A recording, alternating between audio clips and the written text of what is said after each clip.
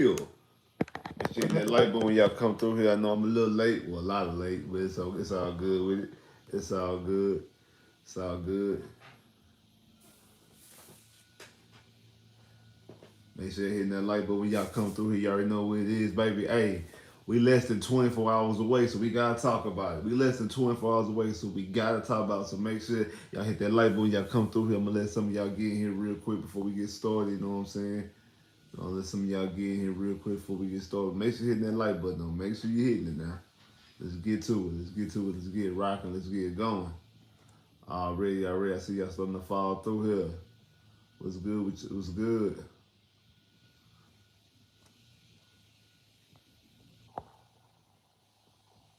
Arturo, what's good, bro? What's good, Stone Cold? Stone Cold, Steve Austin. What's good? What's good? Already. Hey, yeah, it's about that time. Hey, yeah, it's about that time. It's about that time. Sorry, it's about that time. Hey, it's about that time. But yes, about that time. Who you telling? I'm ready too. I'm ready too, man. I'm ready to let some of y'all get in here real quick before we get really going, get really started. You know what I'm saying? But hey, it's about to be very very exciting. It's about to be very very exciting. The most anticipated game all season. Most anticipated game all season because what it means from a playoff standpoint, obviously. First time being on prime time, but we're gonna talk about. We're gonna break down. And plus, it's a rematch. We gotta get back. We gotta get back. You know what I'm saying? We gotta get back. So hey, it's a lot on the line.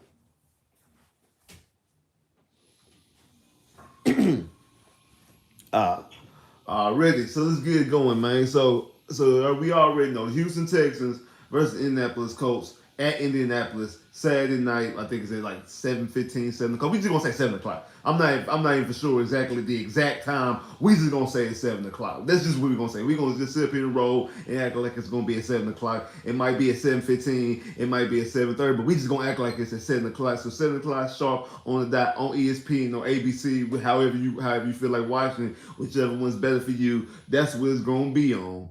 Houston Texans at the Indianapolis Colts. Very first time for both teams to get a primetime game this season. So it's very, very first time that the major audience, that all of America, that everybody across the world, everybody across the globe gets to see both of these teams play. And it's going to be a winner take all situation. You win, it's very simple. You win, you're in the playoffs, no matter what happens. And then the winner, then if Jacksonville loses against the Tennessee Titans, whoever wins this game out of the Texans and the Colts, they host a playoff game. So a playoff game could be in Indianapolis, it could be in NRG Stadium in Houston, it could be in Jacksonville. So all those things are on the card and all those things are up on the table. So to have that type of standpoint on a primetime game is immaculate. It's immaculate. It's great. That's how you draw. That's what you want your primetime games to be. You want them at the very least to have some type of meaningful game to it. You want to obviously be good for. You all obviously want to be good football games. You want to be a good entertaining product, something that you want to see. And again, you also want stars. So this game here has all the elements of why it should be a primetime game.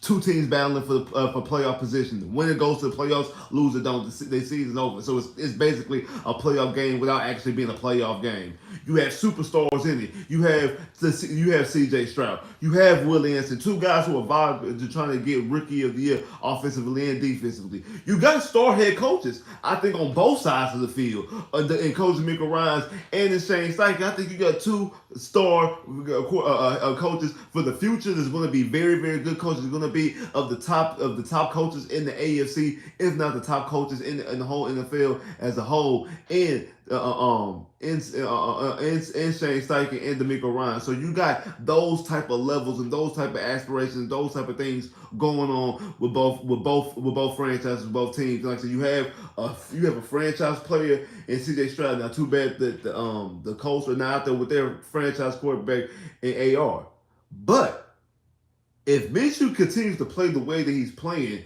and say they do get to the playoffs, they might, who knows how they might feel, because they did use the fourth overall pick for they did use the fourth overall pick for Anthony Richardson. But if Minshew happens to go on some type of magical run like Nick Foles did in the Philadelphia Eagles, things could also change. Like how you perceive something in the beginning, things get to change. It happened in San Francisco with Trey Lance. Trey Lance was supposed to be given the opportunity, and I know people always say though that Trey Lance when he got to the NFL he became trash. Really, we just never really seen Trey Lance on realistically NFL stage outside the preseason. That's the only thing that we really seen out of Trey Lance. Anthony Richardson played more than Trey Lance. If y'all really, or as far as regular season goes, Anthony Richardson's played more than Trey Lance has in his rookie season, and he's missed over half. Like no, he's missed the majority of his rookie season. But basically, they have the same type of trajectory. Because I think he only had one in the field. He's only had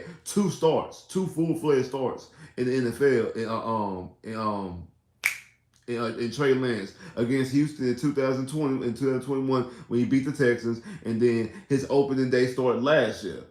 And then he got hurt in the second game of the season, like the first quarter of the second game of the season, and then boom, that was it for Trey Lance. That's all the NFL see of Trey Lance. Brock Purdy comes in and takes the team all the way to the NFC Championship game, and he's now in the MVP conversation, even though he got the Kool-Aid talent around him. But I digress in that type of standpoint. So who knows if Gardner Minshew happens to go on the run and some type of trajectory and does some type of thing spectacular with the Colts, how would they eventually feel about AR-15, especially if Gardner Minshew is the one to do it. I'm not saying he's leaning on the team. He's leaning on actually what he does. So let's talk about and let's break down exactly what happened before, what happened the last time, because these two teams actually played. These two teams played in week 2 at NRG Stadium, and the Colts got the best of Houston, Texas.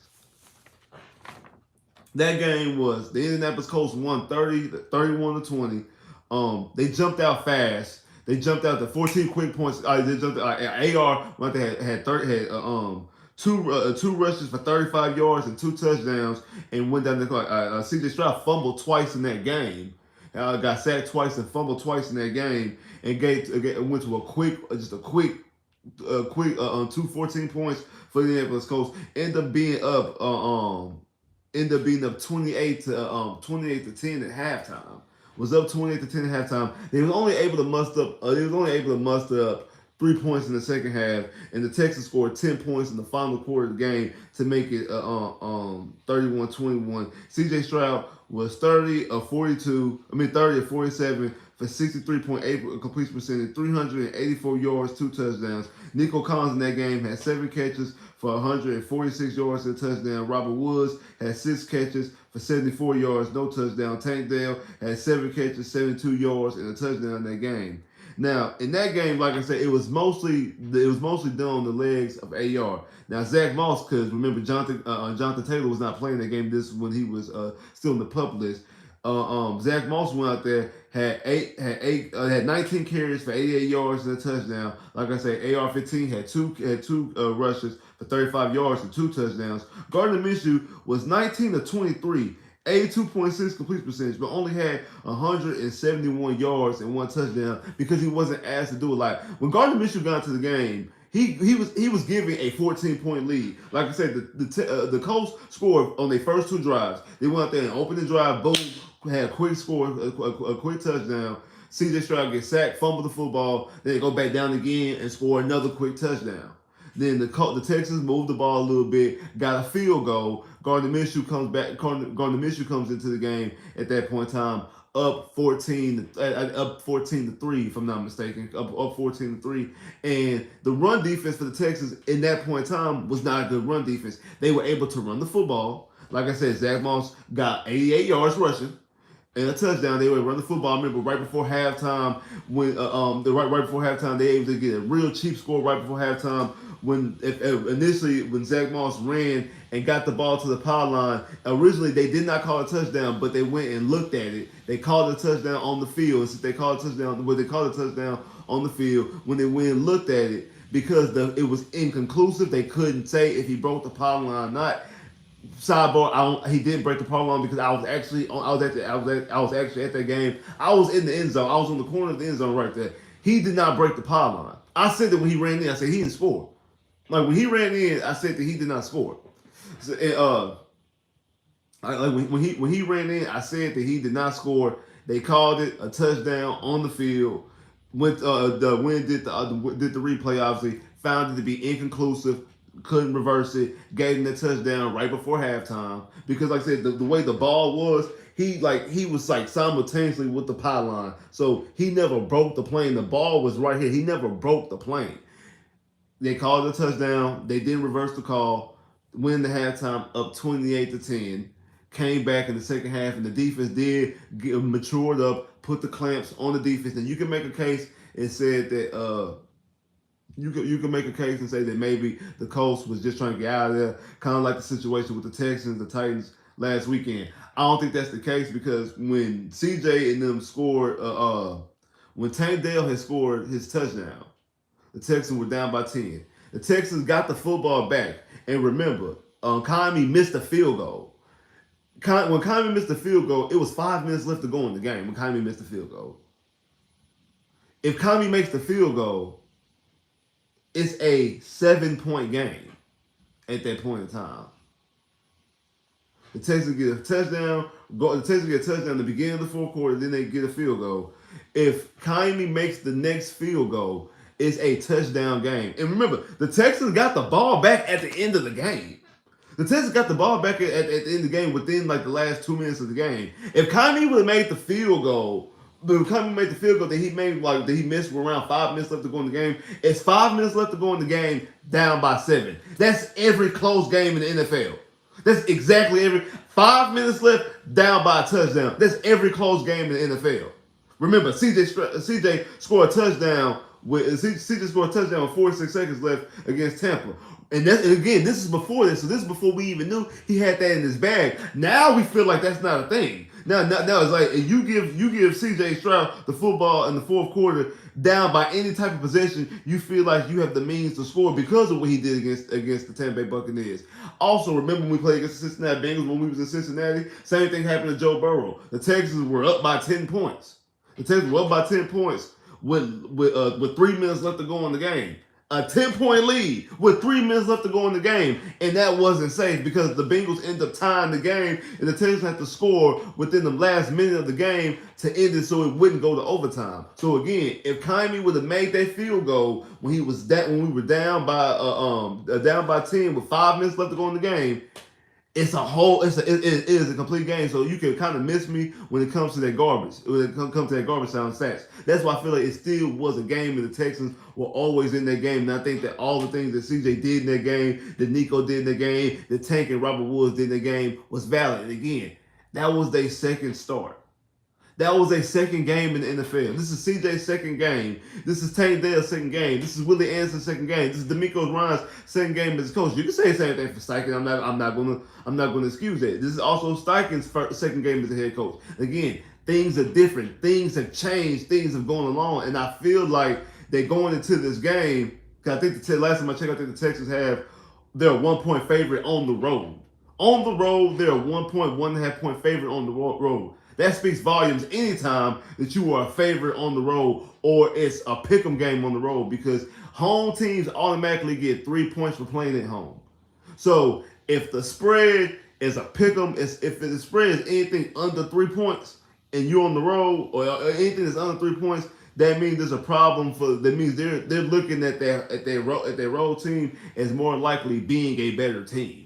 So the way the odds have it is they feel like the Texans are a better team than the Indianapolis Colts. And I'm not excusing the Colts because the Colts have had some wins that I'm surprised they had. They have won some games that I did not think they were going to win. I didn't think the Colts would even be, well, I guess you could kind of say more so wishful thinking that they wasn't going to be in this position. I kind of felt like they were going to beat Vegas.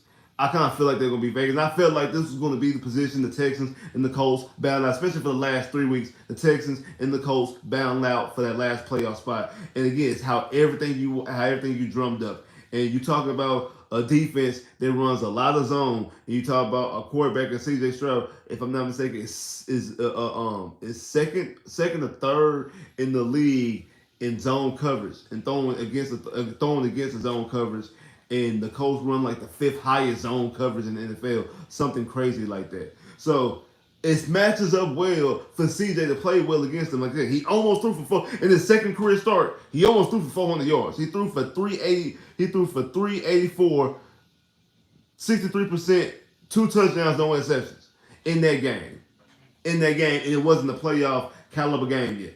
It wasn't that. That wasn't what that was. Wasn't that? Wasn't that what it was?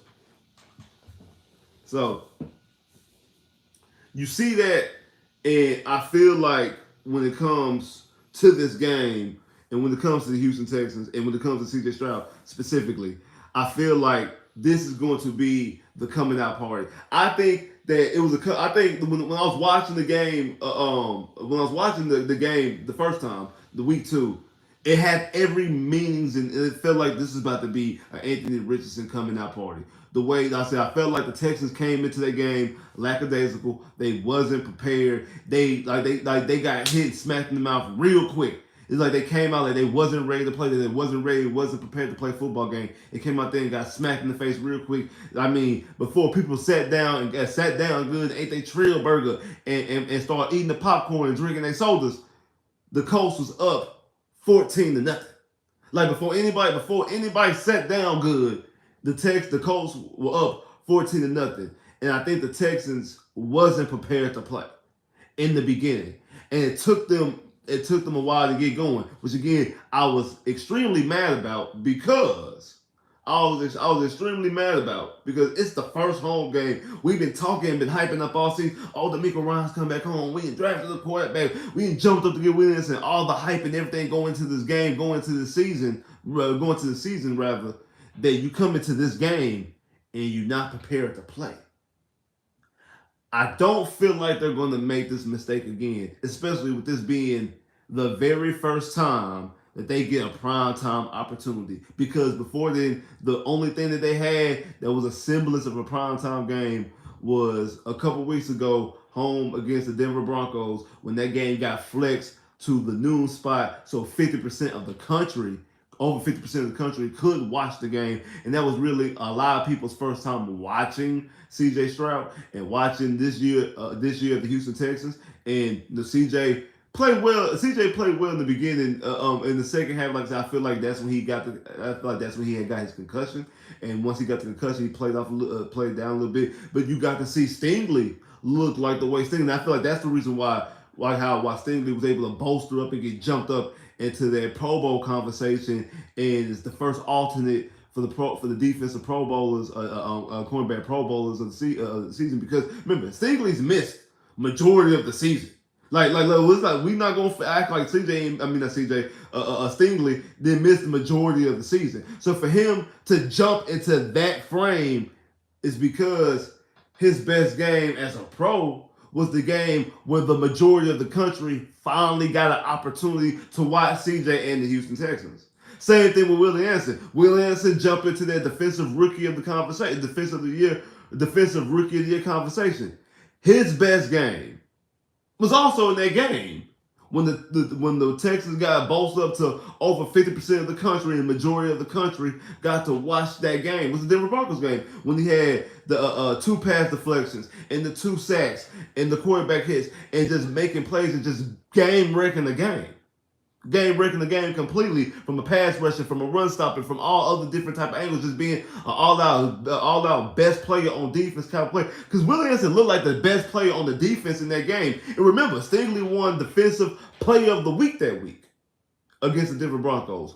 All those things happened when the majority of the eyeballs finally got an opportunity to watch the Texans. Now, you're going to intensify that because now it's not just the majority, it's everybody. Everybody is going to be watching the Houston Texans and the Indianapolis Colts tomorrow night. Everybody who watches football is going to be watching that game. It's Saturday night. Majority of people in the world are off of work because majority of people work Monday through Friday, or also work in the mornings, and they hardly work on weekends at night. You know how much jobs pay people who work overnight and got to work at weekends overnight? And that's the reason why jobs don't like to do it. So the majority of the country, the majority of the world, rather, the world created the world. The majority of the world, because it's an all-around primetime game. It's just not just a noon o'clock majority of the country watching like the Denver Broncos game. Everybody's going to be able to watch the game. It's going to be on ESPN. Everybody's going to be able to watch it. So the majority of the world is going to be sitting back watching this game, watching the Houston Texans versus the Indianapolis Colts. So it's going to be the first time when everybody really gets a real shot to actually watch these guys, especially when you hear all this bull about about C.J. Stroud not being Offensive Rookie of the Year. Because you see, you got clowns like Peter King, who has a vote, by the way, has a vote, and he's even said, talking about that this game here is really going to sway his opinion on Rookie of the Year and Coach of the Year and things like that. And I get the Coach of the Year one because I understand why Kevin Stefanski, the coach of the Cleveland Browns, is the leader in the clubhouse and more likely going to get it. I understand it. And I even understand why people don't initially want to give Willie Anderson a defensive rookie year. But CJ offensive rookie year should not be a question at all. Like, I don't understand what we're doing, what we're talking about here. That shouldn't be a question in the slightest. But it is to a lot of people because of this. Or because of this. People, I'm trying to tell y'all, bro. Like, people say, who wants to hate on the Texans? The Texans ain't did nothing to want nobody hate on. We irrelevant. That's the problem that we are. People don't like this. People don't like this. People don't like this. People don't like this. People really don't. People outside the country, outside the state, don't like this. They don't. I'm gonna be honest with you. I'm gonna be real with you.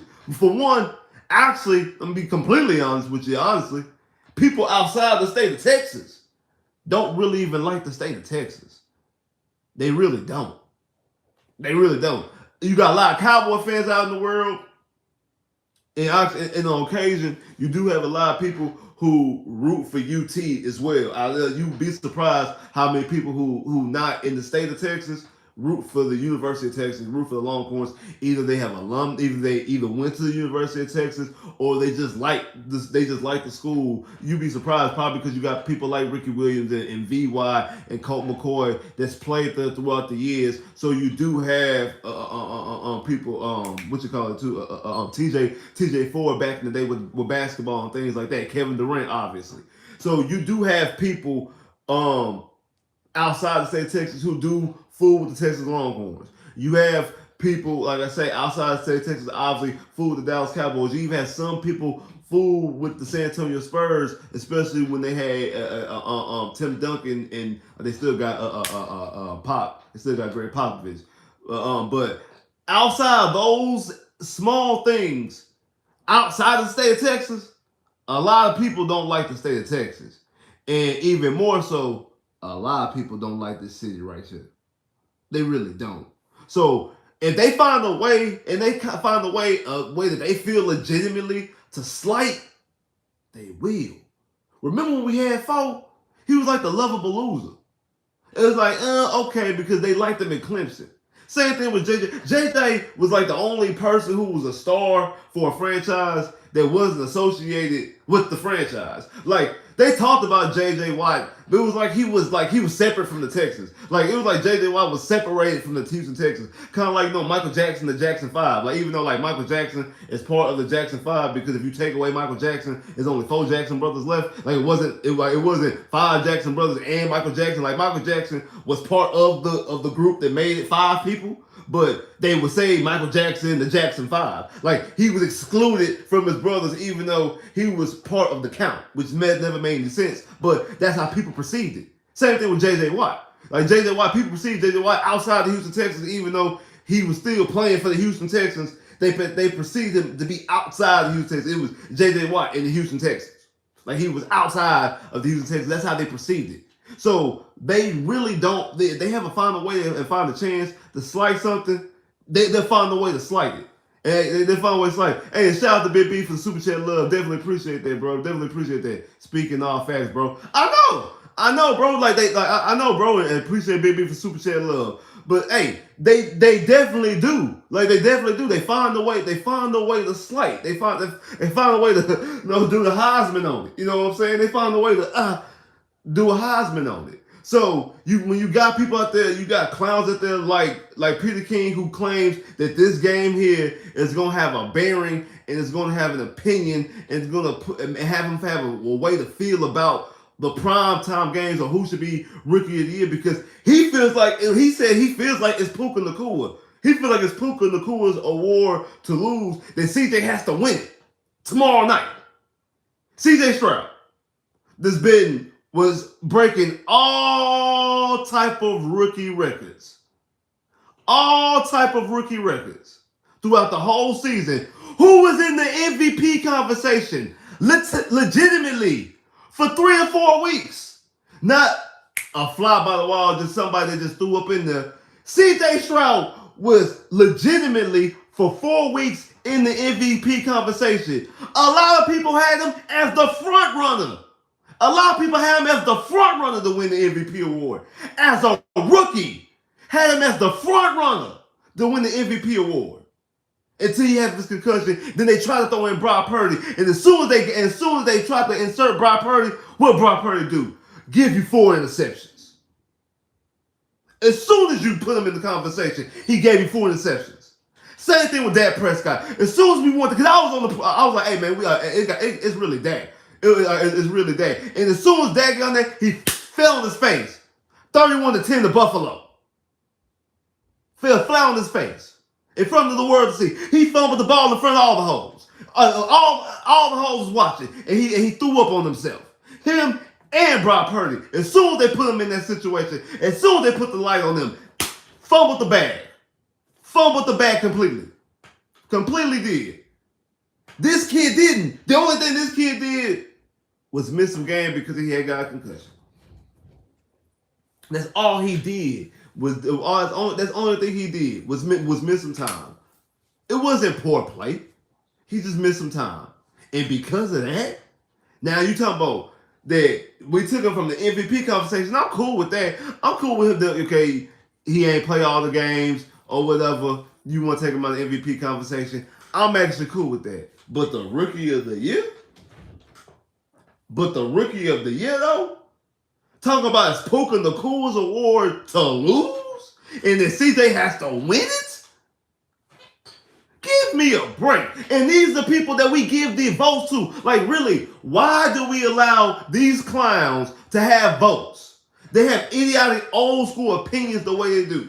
Remember, these are the same people who said Lamar Jackson should be a receiver and a running back in the draft. And this kid is about to win 2 MVPs in what, 4 years?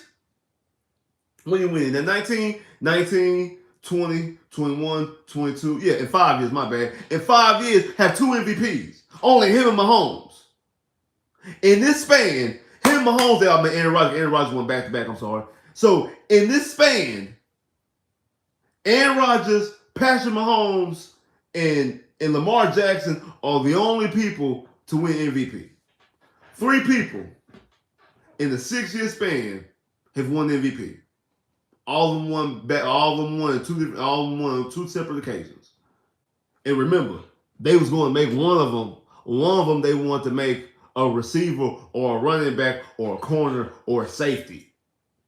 These are the things that these guys right here who have the ability to vote. We're not talking about just people who just talking, who just got a podcast and just talking, or people in the barbershop just talking and things like that, or people who just be on ESPN talking. We're not talking about those guys.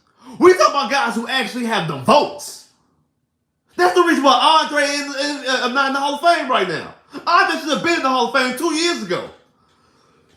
Especially last year's Hall of Fame. But he's not because he played for the Houston Texans. That's why. Because we have clowns like this that do the votes. You got idiots like this that do the votes.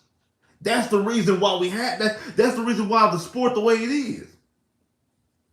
With these old school mind frames, these archaic mind frames. That's why we had that. That's the reason why we're in the situation that we in with it. You want to keep it all the way above? Let's keep it all the way above. Let's keep it all the way at G. Let's keep it 1,000 right now. That's the reason why. When you sit up here and say that. Now again, I have no problem with you saying that that Willie Anderson is not the leader in the clubhouse, and that this game can catapult Willie Anderson to be defensive rookie of the year. And I give you on that because Willie Anderson, it took us some time in the beginning of the season, but he's come along, and other guys have dipped off some, like Jalen Carter and the Eagles, they've dipped off some because you would thought a couple months ago there was Jalen Carter's award to lose, but his play has dipped off, the Eagles play itself has dipped off, and Willie Anderson has stepped up and has played massively. And again, it's the first time you're going to get to see Willie Anderson on the grand stage. We've seen these rest of the guys, we've seen all the other guys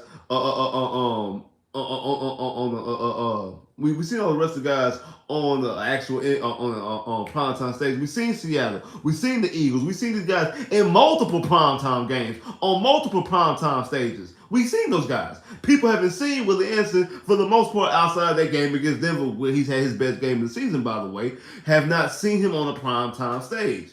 So because of that, I get why you don't have Willie Anderson in the mix. And why you would say, okay, this game right here, Willie Anderson could catapult himself and really put himself and put his stake to claim to win Defensive Rookie of the Year. I give you that. I'm not even going to argue with you on that one. Same thing with Coach of the Year. Hey, the winner of this game out of Steichen and D'Amico Ryans is a real challenge to Kevin Stefanski for Coach of the Year. Probably going to be number 2, but has put himself in that position. I give you that. One, because what you call it? Steichen has already beat D'Amico Ryans in his house. Like he came in week 2, has beat D'Amico Ryans. So I give you that. Like I give you, he did all the turmoil with losing AR-15 and still have the Colts above float. Again, the Texans didn't have no aspirations when I ain't had no aspirations. People that had outside Texas fans didn't think the Texans would put themselves in this position, and they have exceeded expectations a long ways. A long ways. If they win tomorrow, they only 1 win shy of their win total for the previous 3 years combined. So I give you that. I give you that. But CJ though, CJ been the leader of the clubhouse for Offensive Rookie of the Year since week 4. Since week 4 against Pittsburgh. Once he beats Pittsburgh, it was a wrap. Once he beat Pittsburgh, it was a wrap that he was Rookie of the Year. Like once he beat Pittsburgh, it was a wrap. He was Rookie of the Year offensively, and he ain't do nothing but keep on it. Especially, and it was signed, sealed, delivered against Tampa Bay. Tampa Bay and the Bengals. Those 2 games combined, it was wrapped, sealed, delivered. The trophy was already mailed at the house. It was already sent to Houston. It was already we ain't got to do a ceremony. It's already sent to Houston. And then his play never dipped off, because you can make other cases for the guys like I say on defense, like I say Jalen Carter and things like that. They play has dipped off some, and the team's play has dipped off some. CJ's play has been the same, and when the team dipped off was because he ain't played. That's his only crime, is that he missed 2 games and the play. That's when the play dipped. The team's play dipped. His play ain't dipped. Hey man, and shout out to J Mill for the super chat love. Definitely appreciate that. This a new era, no cap. That's all bar. Appreciate you, bro. Appreciate the super chat love, man. Shout out to boy J Mill for the super chat love, man. But like I'm saying, that's what it is. Like that's completely what it is. So don't give me that. Don't give me that this game. Now again, that's why I need him. I need my boy CJ to go out there and have a CJ Stroud type of game. Last week against the Tennessee Titans, again, the game in a good way got out of hand, and we was able to, calm down, because the most important thing was to get out healthy of that game, because how important this game. Once that game was sealed up in the bag, once it was sealed up in the bag,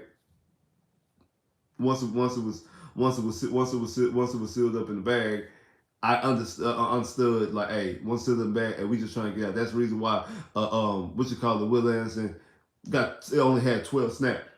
He's coming off an injury. He's coming off the high ankle sprain. The game is sealed up. He ain't got his couple pressures. Like again, the Titans look like they don't want no more. They was tapping out, no mas. Like they was ready to dunk. Once the Texans had scored 20 points, the Titans they was done. Like no mas. And the Texans were ready to get out of there, because they knew how important this game would be against the Indianapolis Colts, and then also future games. So I see why. Again, I know I was calling for a 50-piece. I was calling for a 50-piece wing dinner. And we had got 20 points very early on, and it looked like it was about to be that. But again, they had no plans, honestly, to put on an actual show, because the most important thing was to come out healthy. I respect it. In the moment, I was like, especially on that, the last time we seen CJ, because we was it was at that point, I think it was 23 to It was 20. It was 23-3. It was on. It was. I mean, I wanted again. I wanted a final nail in the coffin type situation. And I again understood them running the football. I didn't like the fact that they was doing tosses and uh, tosses and pitches. They just hand the football off and just hand the football off to Damian Pierce and just go ahead. I had an issue with Damian Pierce, but then like talking over with Big B, he actually brought up a good point about you, but you don't want to risk getting hurt, Singletary hurt as well. I said, yeah, you're right. Okay, so I'll give you that. But we still shouldn't have ran the tosses and the pitches to hand the football off. I would have liked for them to take one shot down the field. Again, I think one shot down the field wouldn't hurt. One little quick little drop back, just chunk it deep. If it's a completed, no. If it's not, okay, we just run the football out and get the football back to them type situation. Well, I think they was in field goal range regardless. So that also probably was a factor too. They want to get out of field goal range. They want to at the very least stay in field goal range because they didn't really move the football at all. And they was able to kick a field goal and make it 26-3. So I'm pretty sure that probably also had just sitting back and thinking about it. I'm pretty sure that had factors in it as well.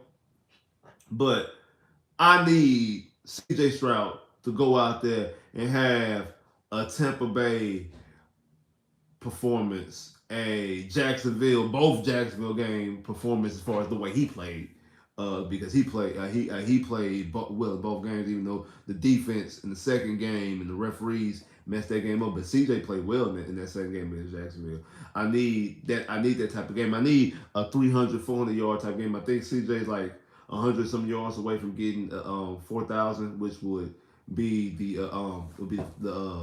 he'll be the third quarterback in Texan history that had 4,000 yards. While we sitting up here talking about, I know people talking about the Bears who have never had a 4,000 yard passer, and then you talking about the Jets, they haven't had a 4,000 yard passer since Joe Montana, and the Texans could have three 4,000 yard passes just in that quick time span of the youth of the franchise would be amazing.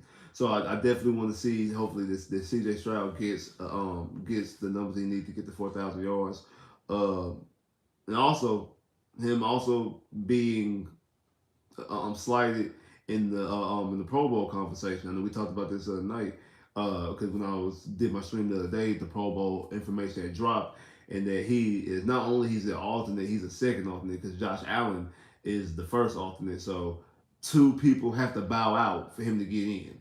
Like two people have to not go. It's either out of Mahomes, Lamar, and Tua, who were the Pro Bowlers. One or two of those guys don't go, or one and Josh Allen don't go for CJ to be elected as a Pro Bowler. And I don't want that, honestly. I hope whoever goes. I don't want CJ to get a generic, cheap version of the Pro Bowl. I want him to get a Pro Bowl vote because again, like if he gets in, okay, yeah, he's a Pro Bowler. He's typically a Pro Bowler, and then at the end of his career, if he is a 10-time Pro Bowler, they're not gonna say, oh, he's a 9-time Pro Bowler, but one was an alternate or something like that. He's always going to be a 10-time Pro Bowler. Like once they give you that Pro Bowl what you call accolade, you always be it. I don't like that standpoint. Again, if you want to alternate somebody because you want to alternate men because of the festivities, that's cool. They should not be able to claim that they're a Pro Bowl. Honestly, they shouldn't. My personal opinion, they shouldn't be able to claim that they're a Pro Bowl. Personally, I don't feel that way. I don't feel like they should be able to claim themselves to be a Pro Bowl. I feel like they should only be a Pro Bowler if they a Pro Bowler. Like you know what I'm saying? Like it's just like you don't. They don't have all pro alternates. They don't have MVP alternates. They don't have Hall of Fame alternates. Either you is or you ain't. Either you're all pro or you ain't all pro. Either you MVP or rookie of the year, or offensive player of the year, defensive player of the year, or you're not. Either you a Hall of Fame or you're not. Either you a Pro Bowler or you're not. I don't need an alternate Pro Bowler. I don't want that. And I'm pretty sure CJ doesn't want that. I'm pretty sure Willie Anderson and Stingley and who else? and Nico. I'm pretty sure these guys that was voted. Who was all the guys that voted as the Pro Bowl? I got the list somewhere. The guys that was voted as Pro Bowl, because the only one who actually got the actual Pro Bowl nod was Larry Tunsil. So you talking about CJ and Stingley and Nico and I think Cashman, Jonathan Gennard, Willie Anderson, Beck. Those guys were named alternates and not actual Pro Bowlers. And but I think Will Anderson, Nico, and Sting, I think those guys are alternates. I think those guys are first alternates. So I think that happened with no, Bernard McKinney wasn't an alternate. Bernard McKinney actually was a Pro Bowler. The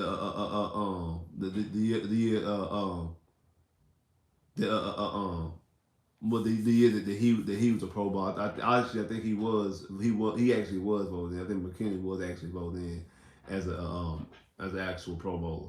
So, but I know Deshaun, his first Pro Bowl was he was an alternate.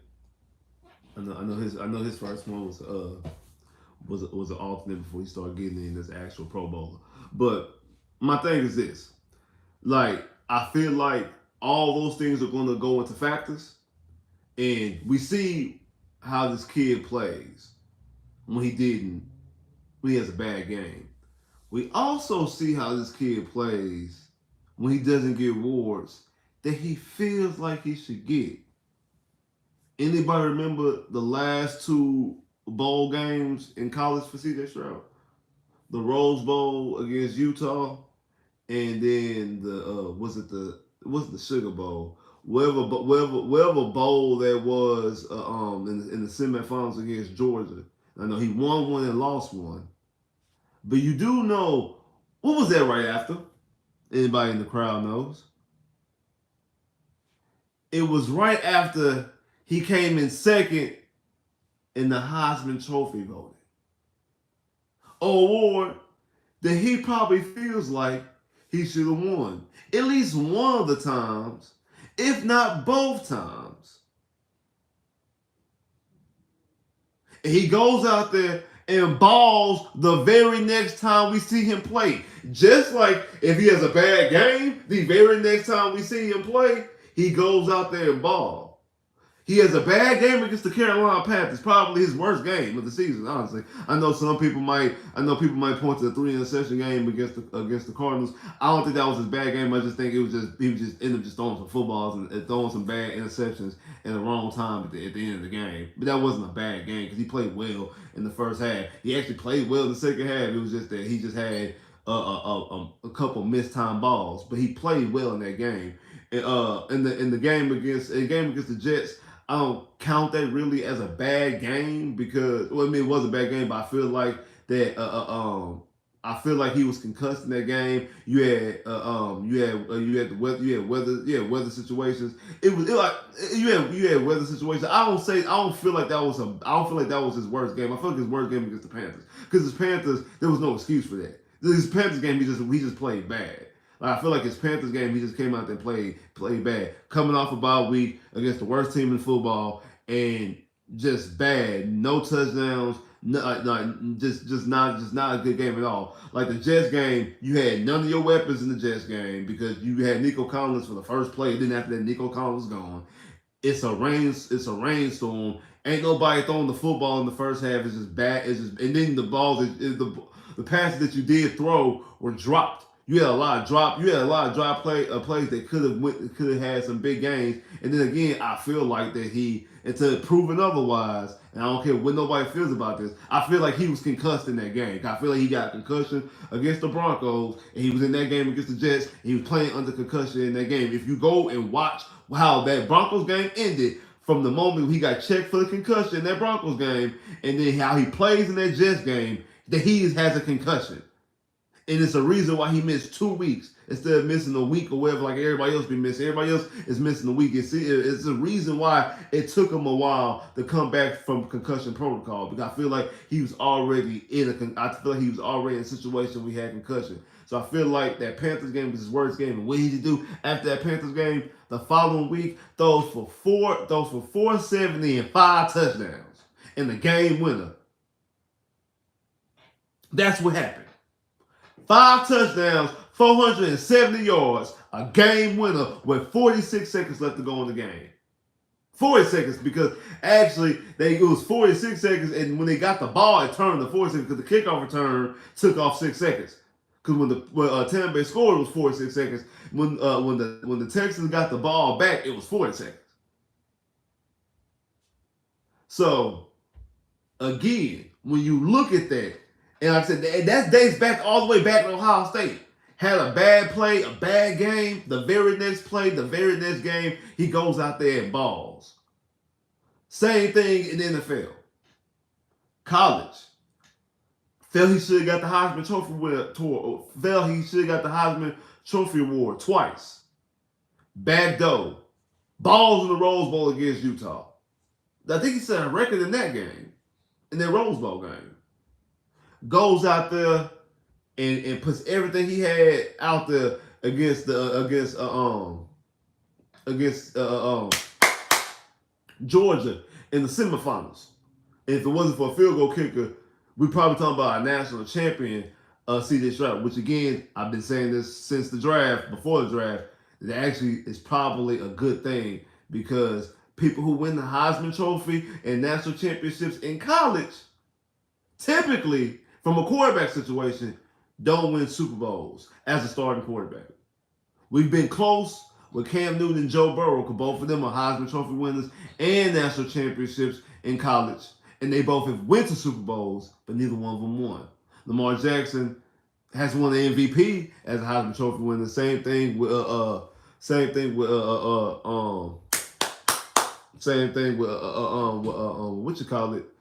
with Cam Newton has won a league MVP with a Heisman Trophy. But other than that, from a quarterback standpoint, when we talking about possibly with Joe Montana or Roger Staubach, like a Roger Staubach, I think has a national champion and a Heisman Trophy, and obviously he's won Super Bowl with the Dallas Cowboys. But we talking about that's dating all the way back into the 70s. We dating all the way back to the 60s and the 70s with that type of what you call it. So again, I think it bodes well for the Texans as a franchise and for C.J. Stroud as an NFL career that he didn't win those accolades, and I feel like that's going to fuel him going forward. And again, him not being elected as a Pro Bowler, him not being elected as a Pro Bowler, I feel like what that's going to do, that's going to fuel how he plays tomorrow night. And I think that's going to fuel how he looks. National stage too. The very first time he got to be on that stage in the NFL. This is the first time this is the first time he's been on this platform, on this network, on this type of stage since then. Since that Georgia game over a year ago. It's been over 365 days. That was New Year's Day. That was New Year's Day last year. That was New Year's Day last year. Think about that. That was New Year's Day last year since C.J. Stroud played football on the national stage. And now he gets a chance. And this time, it's a more important game. This time, this will be the biggest game of his life. The biggest game of his life this time, because this is to get to the NFL playoffs. Forget college playoffs. This gets to the NFL playoffs as a rookie.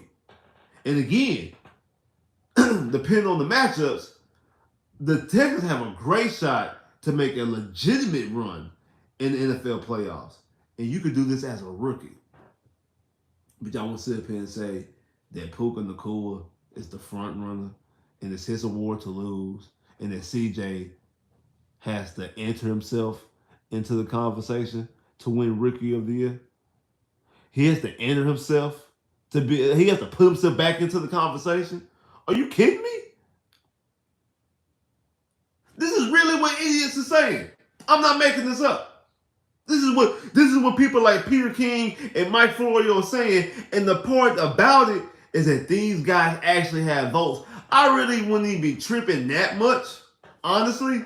If it was just random people saying that, I'd be like, okay, because other people have been saying it. Because like the NFL had posted saying, they posted like a video on Instagram with CJ and Willie Anderson and saying could both the offensive and defensive rookie years be in Houston. And you know the comments was a whole bunch of people showing Puka Nakua memes and talking about no they in LA or talking about Puka Nakua plays in LA, he don't play in Houston, or you know the defensive plays in Seattle, all this other stuff that they've been saying. And I wasn't tripping about none of that. Oh, okay, yeah, that's cool. That's okay. Yeah. I mean, that's how y'all feel. That's how y'all feel. But even when Peter King and Mike, because the thing is, Peter King and Mike Florio has already said this. Mike Florio said this before the first Titans game because he felt that CJ Stroud wasn't going to play football again this season. He felt that CJ Stroud wasn't going to play again. He felt that we wasn't going to see CJ Stroud again this year. He felt that the Texans were going to rest him for the rest of the year because you know he Mike Florio's real big with conspiracies and things like that, especially mismanagement. So that's how he takes things over the top and over the board. So he's been said this. And then after Puka Nakua had the game on Thursday night a couple weeks ago when the Rams had played the Saints, he said, "Oh, it's Puka Nakua's war." I wasn't tripping with that. And Peter King has said it too. Peter King has said something about that. At first we thought that CJ Stroud had the award, and I'm not too. I think we might need to have Puka Nakua. Again, I thought it was stupid, but I let it ride because I felt it was dumb. I made a video about it earlier, felt it was dumb. But finding out earlier this week that these guys have actual votes. These are the guys who have actual votes. So now their opinion does matter because they the type of guys who was the one dude who didn't vote for Lamar Jackson for the MVP. Now again, it ended up didn't matter because Lamar Jackson still won MVP. But just the simple fact that they have that right, that these are the people, these are legitimately the people that have the power and the capability to vote. It's not giving the fan votes like Pro Bowls is. It's not given to the players or coaches like it's not giving the players or coaches. It's not given to former MVPs or things like that. Like the Heisman, I think the Heisman Trophy has the best way of voting. The people who have the Heisman Trophy vote are former Heisman Trophy players. I feel like that should be the same way with the Hall of Fame. I feel like the people who should vote other people in the Hall of Fame should be all the Hall of Fame players. I feel like people who have won Offensive Rookie of the Year and Defensive Rookie of the Year or MVPs or Defensive Player of the Years or Offensive Player of the Years and all people who won the awards should be able to vote for the award. Not these sports writers. Not these sports writers. They ain't never picked up a football, basketball, baseball ever and played it for real. I ain't talking about they picked it up to buy for their son or their grandson or their nephew or their little cousin. I'm talking about someone who actually went out there and built the trenches, really out there, built on the field, on the court, on the mound, on the diamond, and actually played the actual sport on any capacity. I ain't just talking about on the NFL or college level. I'm talking about high school peewee. I'm talking about in the backyard. They ain't did none of it. But they won't sit up here because their name has been on TV for years, and what they've done is they have put themselves in a position where we know who these guys are because these guys have been on ESPN and NBC and CBS and Fox and HBO and all the other different type of things for all these years that we grew up watching them. I grew up watching Peter King. I remember Peter King on HBO when I was 10 years old, 11 years old, 12 years old, however old I was. I'm 35 now. Like I remember seeing these guys for the past 20 some odd years on TV. So, oh yeah, they know what they talking about. Yeah, they know what they talking. It wasn't until I got older and realized these clowns really don't know what they be talking about. It took me a while as I got older to realize that these guys really don't know what they be talking about. They really don't. Like these clowns really don't understand and really don't know what they be talking about. They really don't. We sit up here, We listen to all these things, but these guys don't know what they're talking about.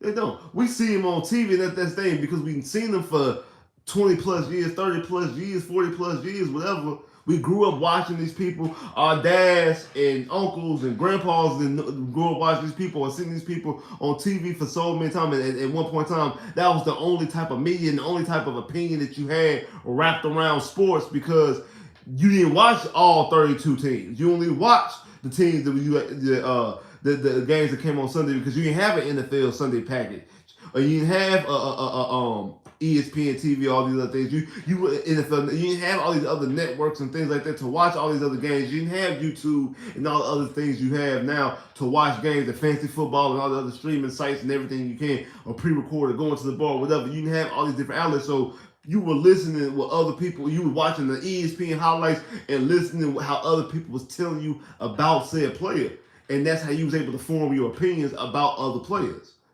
It wasn't until you start watching it and be like, "Hey, these dudes really don't know what they be talking about." Like Stephen A. don't know what he talking about. Skip Bayless don't know what he talking about. Like, these guys really don't be knowing what they talking about. And I'm not like, I'm just speaking the facts, bro. Like, they really don't. And Stephen A. and Skip don't have votes. So them talking crazy is them talking crazy. But these guys like Peter King and Mike Florio actually got votes. It can actually be the reason why CJ Stroud might not win Rookie of the Year, because he says things like, "Oh, he has to do something in this game to decide if he wins Rookie of the Year for me, because he has to prove to me to win Rookie of this game, because in my opinion, it's Puka Nakua's award to win. CJ has to go win it." What? And we wonder as a fan base why Andre Johnson not in the Hall of Fame already. Like, that's why. Because of that line of thinking. Because he hasn't seen him play. He hasn't seen him play. He hasn't realistically seen CJ play. He watched a couple highlights here and then, "Oh wow, he has some stats." And look at this, "Oh wow, he has some numbers." And then he looks at Puka Nacua and like, "Oh, Puka Nacua has numbers." And then, because he never seen him play, when CJ Stroud missed 2 games, he probably didn't even realize CJ Stroud missed 2 games. He probably just said, "Oh, CJ must have a bad game. They didn't put his stats out yet. Oh, time to throw in Puka Nacua. Let me put Puka Nacua up there."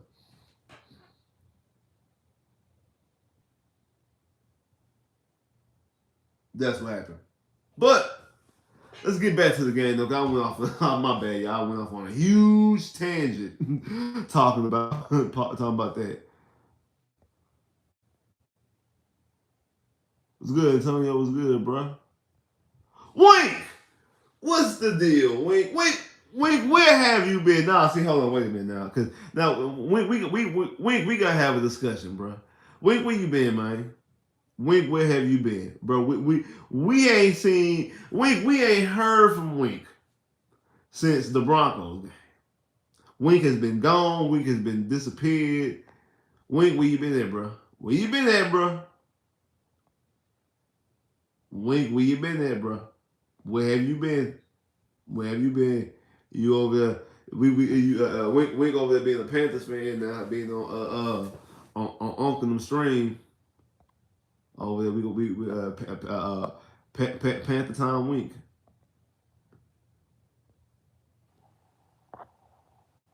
Wink the Black Panther.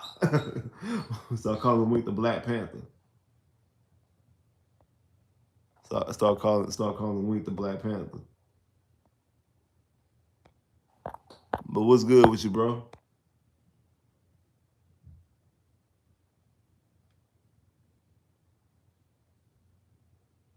Oh man, hey, man, I'm sorry to hear that, bro. Sorry to hear my condolences, bro.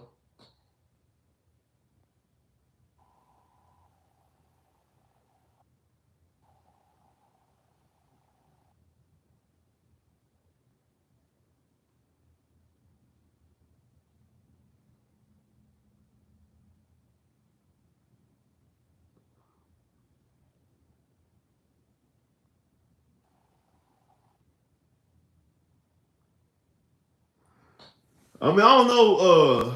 I'm gonna tell y'all what I'm going to be doing I'm gonna tell y'all what I'm gonna be doing for the game, personally.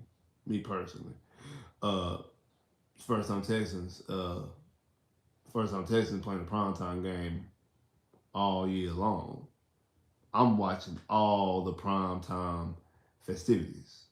I'm going to enjoy all the primetime festivities. I've been waiting for primetime game all year long. I know some people like I don't want the Texans to play on primetime. I want to fly under the radar. I don't want nobody to know. I don't care about none of that Pro Bowl stuff. I don't care about none of that MVP stuff. I don't care about none of that Ricky. No, that ain't me.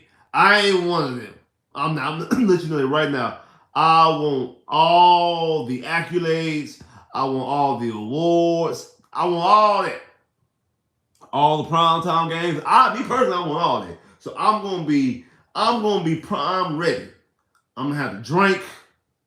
So either we gonna be drinking in celebratory fashion, or we gonna be drowning our sorrows. One or two.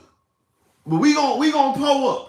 We gonna pull up. So y'all make sure y'all tune in after the game because it's about to go down. It's going down. It's going down tonight.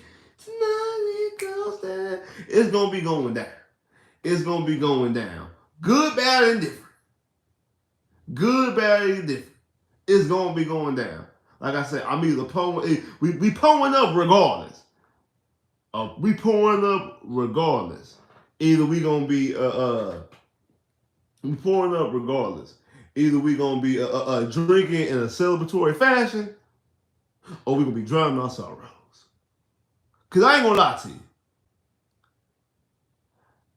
I ain't gonna lie to you. I'm not gonna lie to you at all. Not gonna lie to you at all. I will be upset if the Texans don't make the playoffs. I know a lot of people be like, we playing with house money. Good. I mean, it's been a good season. I'm happy. We on the right track and all that other stuff. No. I thought going into the season that the Texans had a chance to win the division because I didn't think the division was going to be as good as it actually ended up being. Actually ended up being better, which is good. The Texans actually have proven to me that they're a good football team. And again, things have changed. If you would told me going into the season, if you would have told me going into the season, I would have.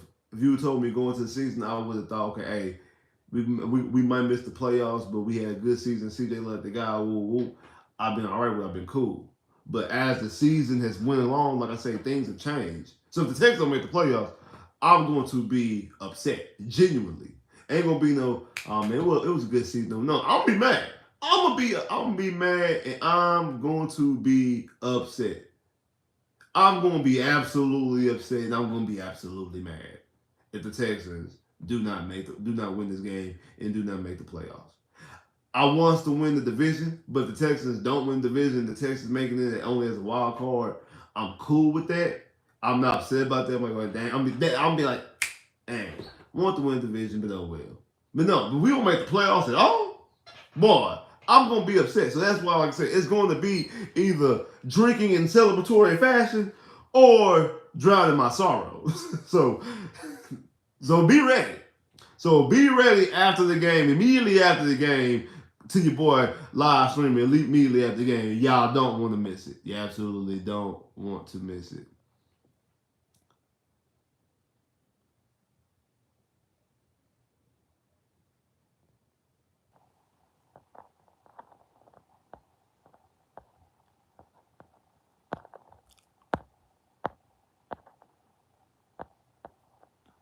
For sure, Wayne, man. Yeah, you right, bro. Hey, like I said, like I said, my condolences. My prayers out to you and your family. Everything that's going on. But you're right. Everything's going to work itself out, bro. Like you absolutely right about that. Like I hate to hear any of that. Especially I hate to hear things not going right or things going bad for anybody. Period. That's just the type of person I am. But especially for somebody that I know for real, that I'm cool with. I'm cool with.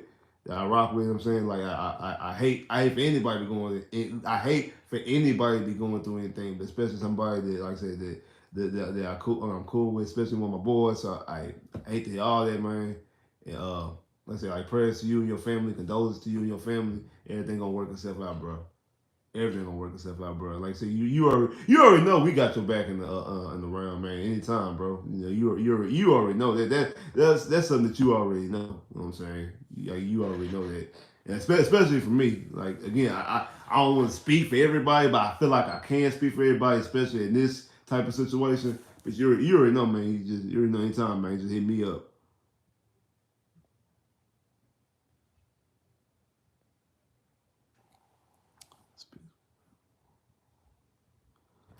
No, what, Arturo, I hope you're right, bro.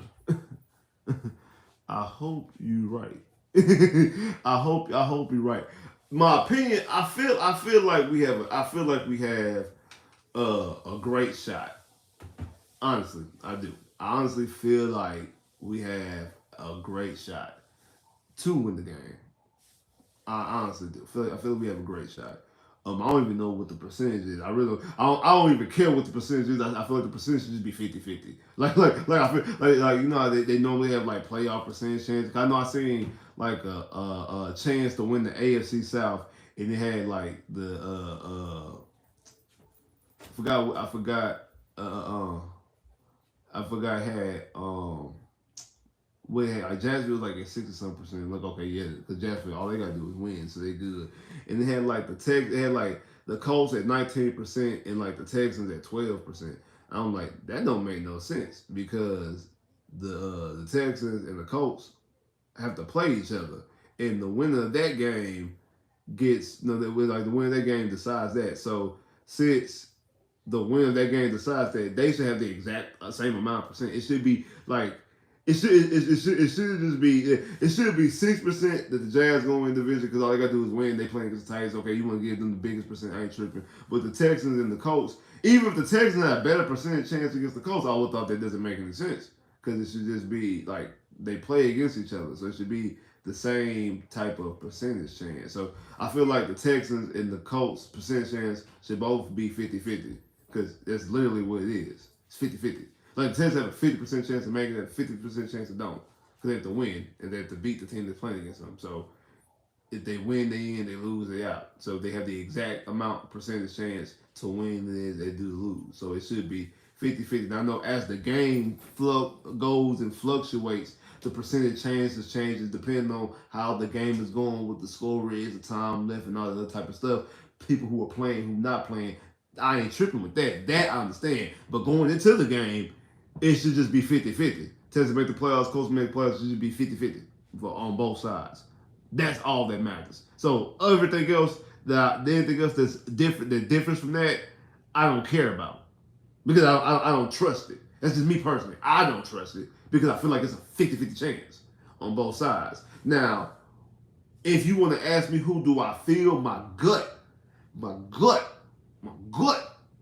my gut feeling tells me it's the Texans. My heart tells me it's the Texans. My head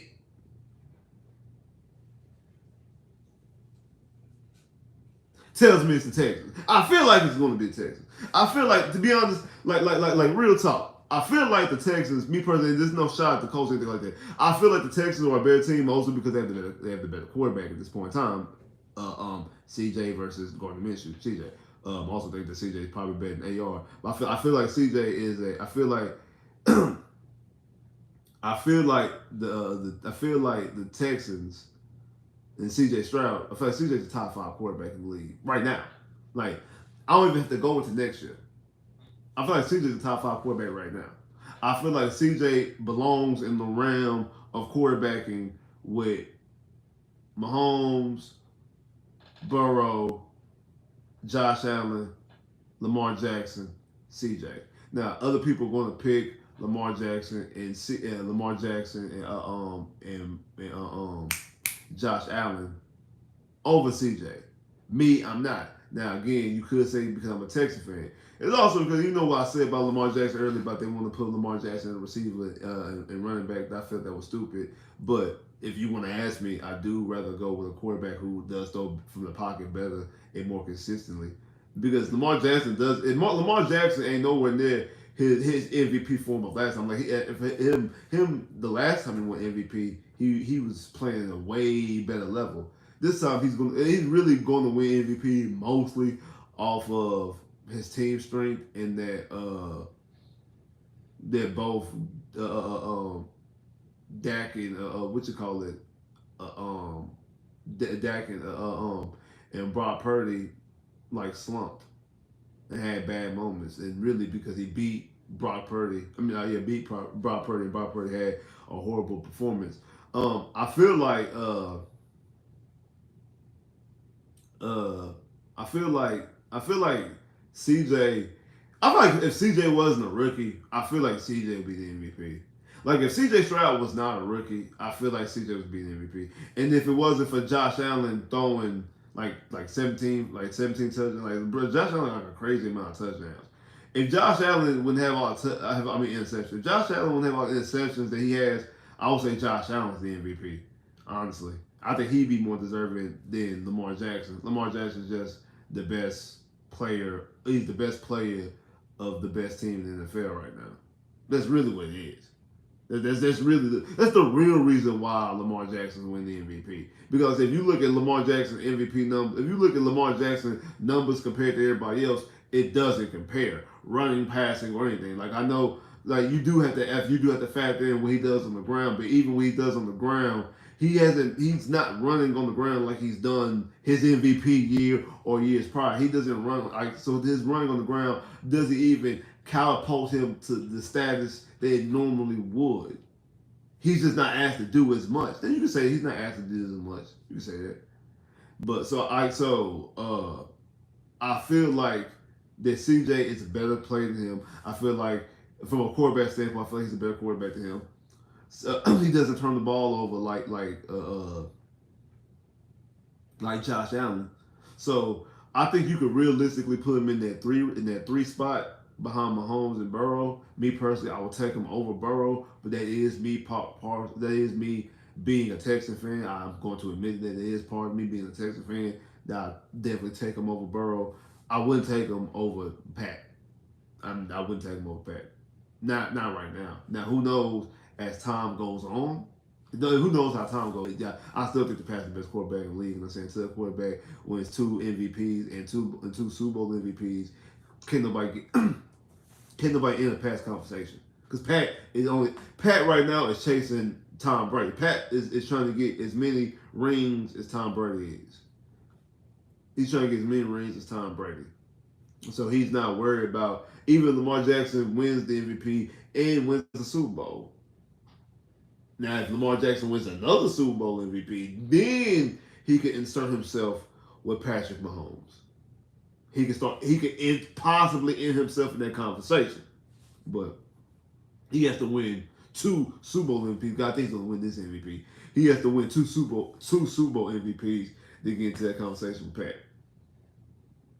And even still, I don't think he'd still be in the conversation with Pat. But that's the only way. That's the ticket to get into the door. Like that's the ticket to even. That's the ticket for admission. Two league MVPs, 2 Super Bowl MVPs. So you gotta come in with 4 MVPs, 2 of them in the league side, 2 of them in the Super Bowl MVPs, just to get inside the game, just to get admitted to the stadium, just for you to walk inside the stadium and live. If you don't got that, you ain't got no ticket, bro. You ain't got no ticket. But saying that though, like I said, so I obviously got the edge. I think the coaching really balanced itself out. The Texans run defense, I didn't get a chance to talk about that. Like the Texans run defense itself, it's a top run defense. They like 6th in the league, and they're 2nd in yards per carry. Like they're 2nd in yards per carry allowed. They 6th in the league of rushing yards. And again, they top rusher was Zach Moss last time.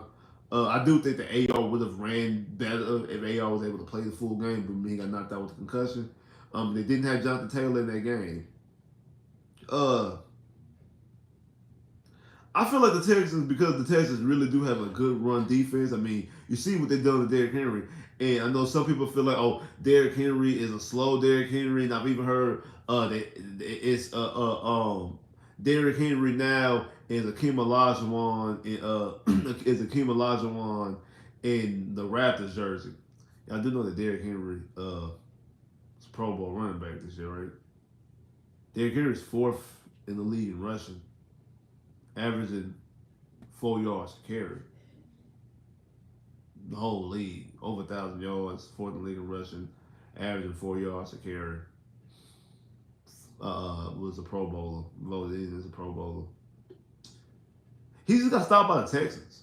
That's really what it is. He just had 100+ yard game right before the debacle he had against us when he only had 9 yards. The Texans got a good run defense, and they were able to stop Derrick Henry. But Derrick Henry is having a very good season. Like now, it might now again kind of like sometimes you be a victim of your own success because he's had a 2,000 yard season, an 1,800 yard season, and then one year he had 1,000 yards in the first like 7 games, and then he got hurt. It was like still the league leader in rushing for 3 weeks after he got hurt. Like, he got hurt. It was gone for like 3 weeks and still was leading the league in rushing. Like, he was still leading the league in rushing for 3 weeks after he got hurt. That's how dominant he was. And yeah, he might not be that level of dominant. He came back last year and got 1,000 yards. Already got 1,000 yards this year. Like, he's still a top running back in the league.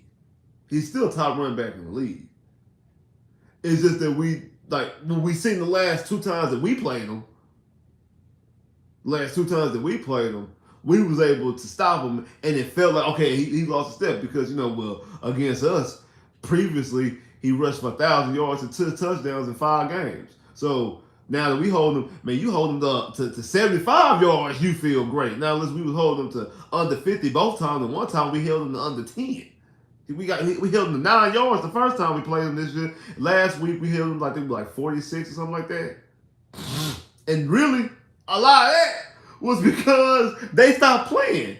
Like, to be honest, I think if the Titans was actually in the mode to actually play that game, Derrick Henry probably would have had less yards because they probably would have passed the football more. But they were like, man, we just going to hand the football off Derrick Henry, man. We run this clock out. Let's go home. Like, they was ready to go. They was ready to go.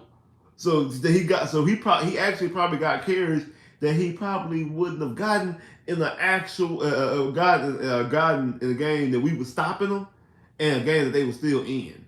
Like, say if we like in the first game, like we were stopping them, but they was leading the whole game. They were still in the game. So you get what I'm saying? But that's like so. But again, Derrick Henry still a good running back. And the Texans, my point is the Texans were able to stop him. So the Texans' run defense is a very good run defense. So the thing is, can you force Gardner Minshew? I heard Honcho talk about this earlier. Can you force Gardner Minshew to beat you with his arm? Honestly, especially in Jacksonville, the Texans have played well against Gardner Minshew and stopped Gardner Minshew a couple times. So the Texans defense normally has stopped Gardner Minshew when he was in Jacksonville. I think Gardner Minshew is 0-4 as a starter against the Texans, or 0-3. Either 0-4 or 0-3 as a starter against the Texans. Like I said, like the only time he technically won was week 2 when he wasn't the starter. He just came in the second quarter, in the first quarter, second quarter, however it was when he came into that game to play. And I know I seen Ray had talked about it in the comment section. Like I said, shout out to Ray Ray. So shout out to everybody in the round table, Honcho, everybody there in South Sports. Man, shout out to the whole round table. Ray Ray had mentioned that he doesn't believe the Texans are going to win this game, and had brought up the Broncos game of a couple years ago. What game was that? 2019. The Broncos came in NRG and beat the Texans bad, like 38-17 or something like that. 38-21 or something like that. 38-20. So something like that. It was. I know it was like 31 to 3 at halftime. It wasn't a good game. I know Texas scored. I know Deshaun scored 2 touchdowns late. Well, at least in the second half, rather. This is the difference. Because he did pick that game because he did say the Texans were going to lose that game, ended up losing that game. I know he also picked the Texans to lose to the Jets too.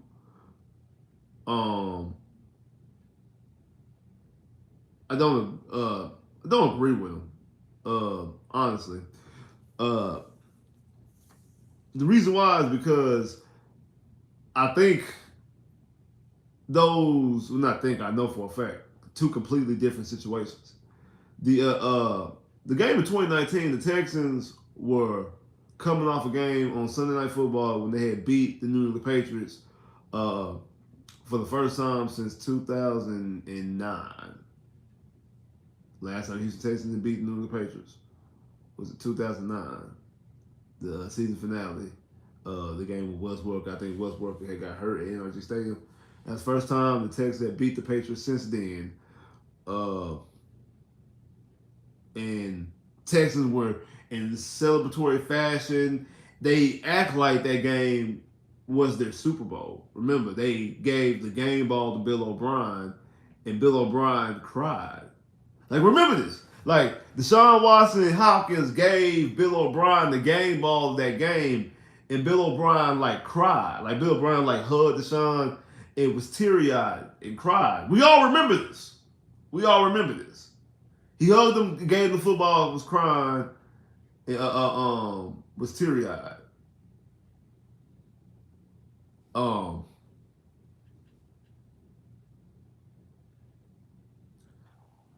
And we gave him the football and was teary eyed and was crying. Then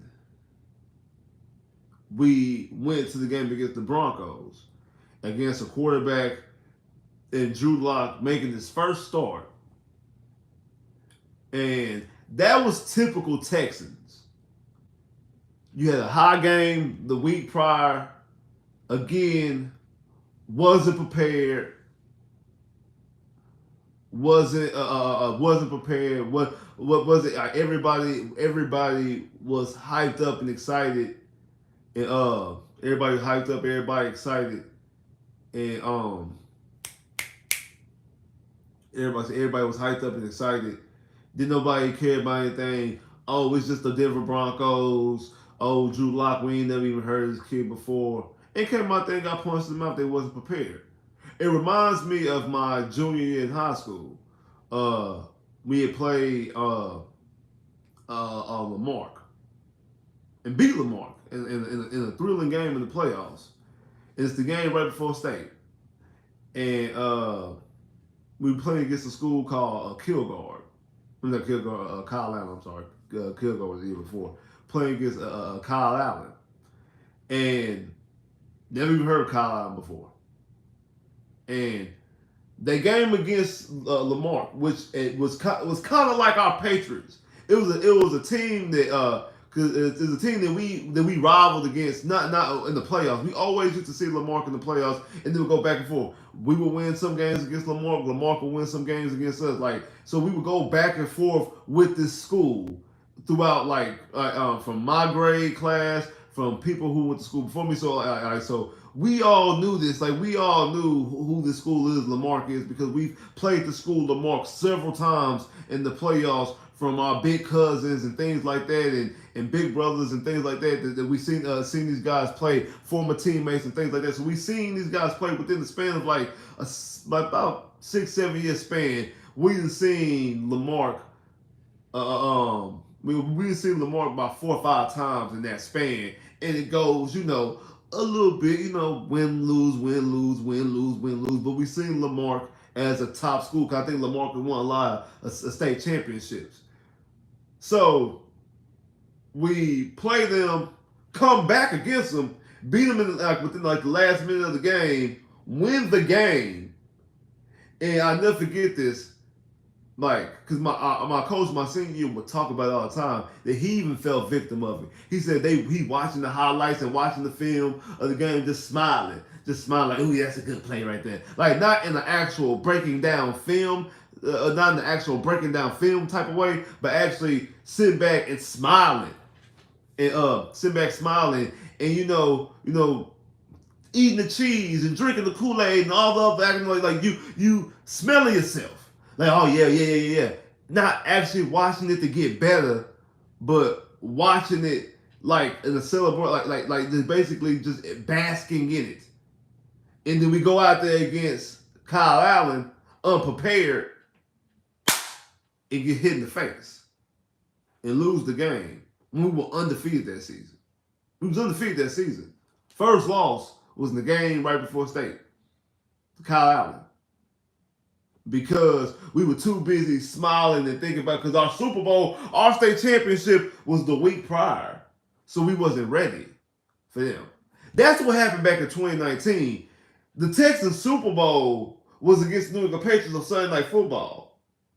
No, the Astroworld played when Deshaun pitched it to Hopkins. Hop throws a touchdown to Hop throws a touchdown to him. And remember, they were shutting down Brady in that game. That's part of the reason why they were successful.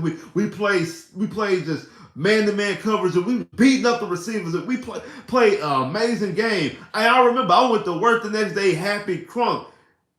We celebrate that game like it was a Super Bowl. Then we went to Denver, well, home against Denver rather, and got punched in the face before we could even sit down good. That's what happened in that game. I don't see this as that same type of situation.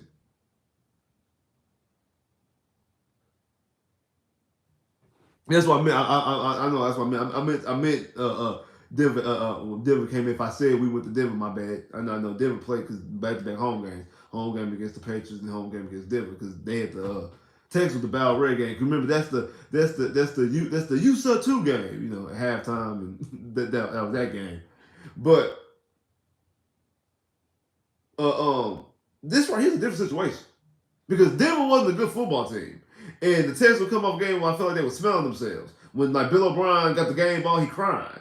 Like when you see a coach get a game ball in a regular season game, not a playoff game, not a conference championship game, not a Super Bowl, not even a game to get you to the playoffs and win your division. Like if you win your division for the very first time and you get a game ball, I can see that, bro.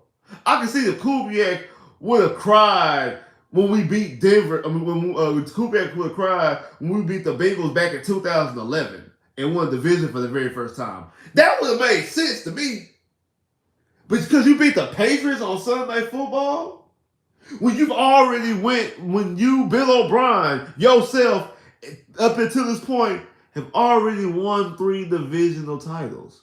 2 back-to-back, 3 all together, and have won a playoff game. Why is you crying about a regular season game, bro? You yourself have been to a Super Bowl as an offensive coordinator twice. Why is you crying about beating the Patriots? That was the problem in itself. That's not the same situation right here with the Colts. The Colts 19 is going to catch you off guard because, again, it's a win-or-go-home situation. Now, if you feel like we're going to lose because you feel like the Colts is better than us, all right, cool. I don't agree with you, but all right, cool. If you think, okay, they be able to run the football, it's a match, it's a mismatch here, whatever that is, okay, cool. Again, I disagree, but I ain't gonna like I disagree with you, but you can kind of make sense. If you just flat out just saying, "Oh, we're gonna lose this game," it's gonna be like the Broncos game it's gonna be like the Broncos game in 2019. Remember when I said that and we lost that game, and you see what happened? Nobody want to believe me.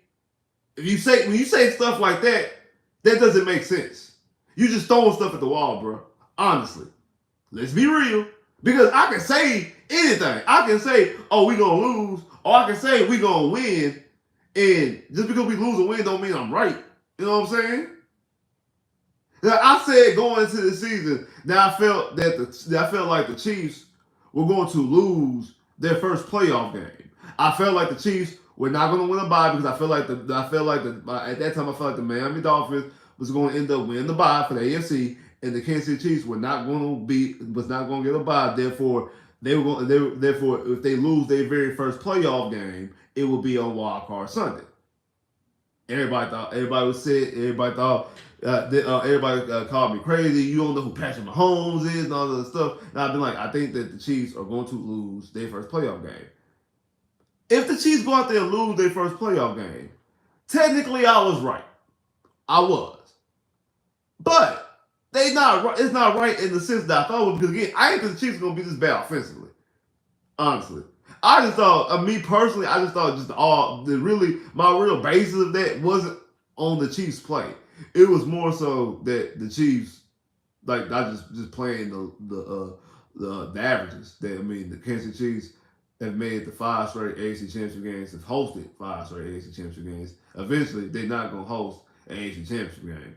Eventually, they're gonna have a game when they lose the very first playoff game. It's happened to Peyton Manning. It's happened to Tom Brady. It's happened to everybody.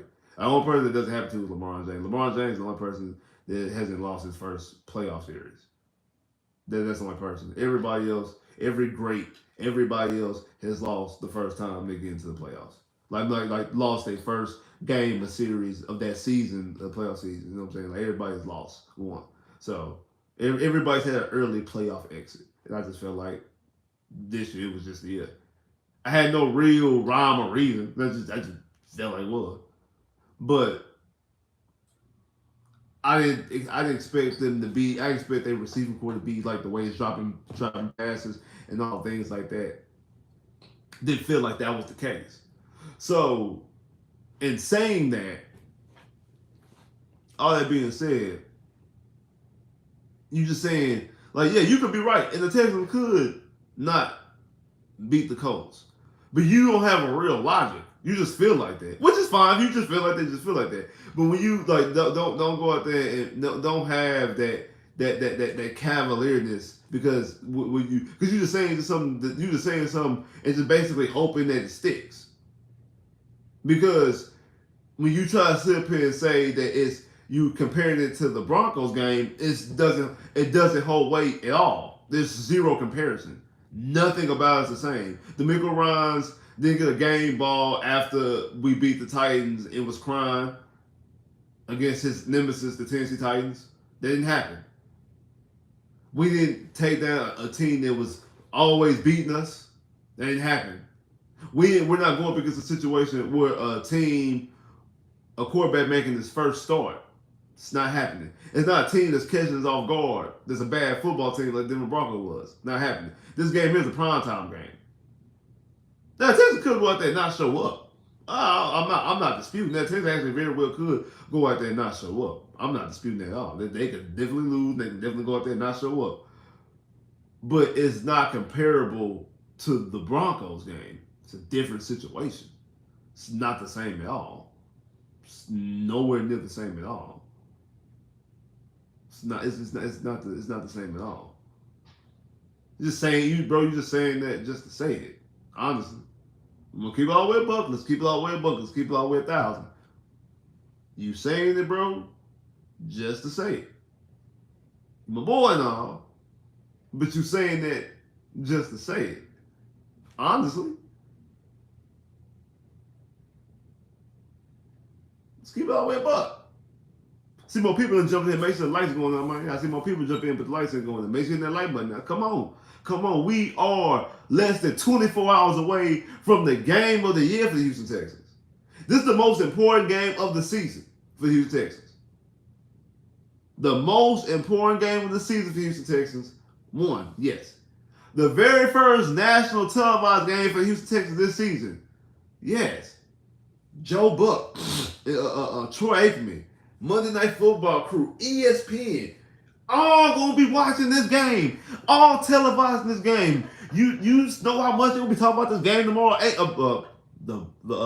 The Broncos, but the Ravens and Steelers, and nobody care about the Ravens. The Ravens already got the number 1 seed. What game y'all think they're gonna be talking about? They're gonna be hyping up that whole time y'all watching the game. And somebody watching that game. And really, people who gonna be watching it is actually Pittsburgh fans. Raven fans ain't watching it because they already got the number 1 seed locked up. They know Lamar Jackson ain't playing. The Raven fans ain't about to watch it. Only people who really about to watch it is Pittsburgh Steelers fans, because I'm really not about to watch it. Like that's that's when I'm doing my runs. That's when I make sure I get all my drink, all my food, everything that I need, getting ready for that game. I'm doing it all around all the errands that I have to and need to run are getting ran tomorrow in the morning or in the afternoon during that Ravens Steelers game. All during that Ravens Steelers game so we can be prepared and be ready for the Texans and the Colts game. Like I said, I want to see all the festivities, all of it. I want to see it all.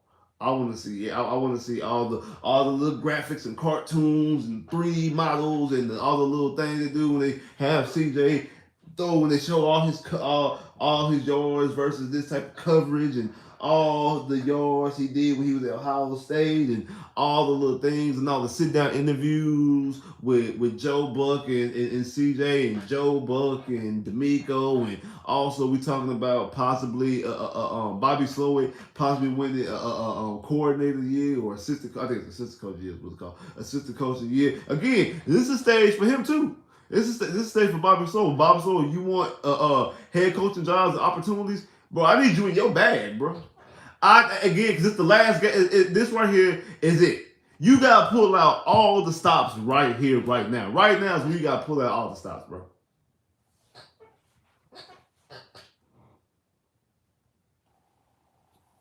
Right here, right now is when you gotta pull out all the stops. Bobby, I need you in your bag, bro. This is with all your plays, bro. I need you to pull. I need you to do everything that you possibly can, bro. I need you to put CJ in the best position throughout the whole game because we need this game to get to the playoffs. We have to win this game. So there's nothing should be left on the table. Nothing at all should be left on the table, bro. Like how there should be nothing left on the table. Nothing at all. Everything should be on the line. Everything that you can do. All what you can do to get Nico open. Nico has his first ever 1,000-yard season. Nico has scored 0 touchdowns on the road. 0. He's all 7 touchdowns, all of them in NRG Stadium. He ain't scored one last week. So, hey, I need you to get a touchdown in this game because you didn't get one last week. You didn't get one last week, homeboy. You didn't get one last week. So, hey, I need you to get a touchdown in said game. I need you to get a touchdown in this game. I think he also, the other game he didn't get a touchdown in was the Cardinals game? I think it was the Cardinals game. The last time he didn't get a touchdown. That one was on the Saints game, 1-2. But I need you to get a touchdown on the road for one, and I need you. I need you to also get Noah Brown involved and get Devin Singletary involved and things like that. I need Bobby Slowik to be able to get these guys involved and be able to get these guys running plays and get these guys out there. Again, D'Amico Ryans, I need you in your bag I need the San Francisco 49 defensive coordinator bag. That's what I need. I need you to pull it out. I need Williamson to go out there and have a monstrous game. I need Darius Stingley to go out there and show why the Texans drafted him number 3 overall a couple years ago. I need Jalen Petrie. Are you going to show up, bro? Like Jalen Petrie, you going to show up now? Like, cause it's now or never. Right now it's now or never. Like right now it is now or never. You have not showed up none this season. Because again, last week against the Titans had 3 big plays. All 3 of them was on you. All 3 big plays was on Jalen Petrie. Are you gonna show up, bro? Are you gonna show up? Because today is it. It's it. The check is due. The checkers came to the table. We have ordered all the appetizers. We ain't got all the drinks. We ain't got all the food. We ate good. We ain't laughed. We didn't talk. We did everything. And the checkers came. The checkers came to the table. The waitress has brought the check to the table. What you want to chip in? What you gonna put in? You got 5 on it. I got 5 on it. You got 5 on it, bro? Do you got 5 on you? Wear the number 5 jersey. You got 5 on it. What is you doing? What is you doing? What you doing, bro? Like, what you gonna do? What you gonna do? What you gonna do, bro? Honestly, what you gonna do?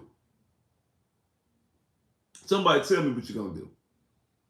Because people tell me, oh yeah, man, it's just a sophomore slump, man. I ain't gonna give up on Jalen Petrie. It's just a sophomore slump. It's just sophomore slump. I mean, he plays well, man. He does his job. He plays well. Nah, Jalen Petrie has been playing like hot butter garbage all season long.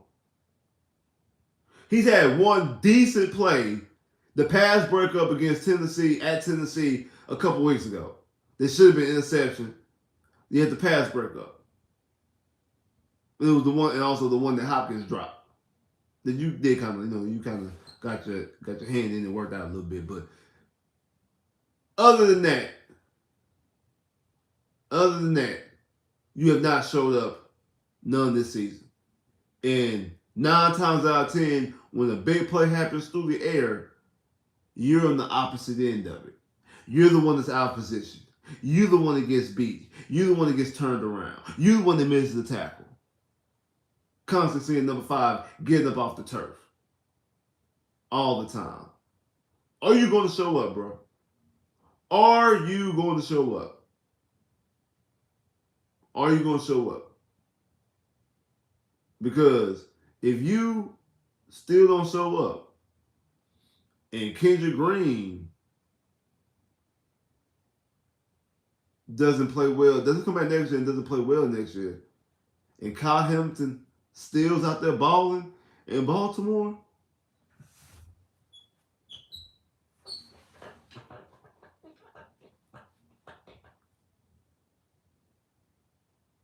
look at my face. We're going to have some real conversations, Nick. Casario, come holler at your boy. We're going to have some real talk.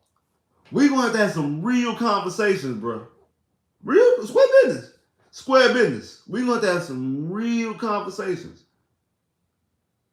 We're going to have some real conversations. Because Kyle Hamilton was right there.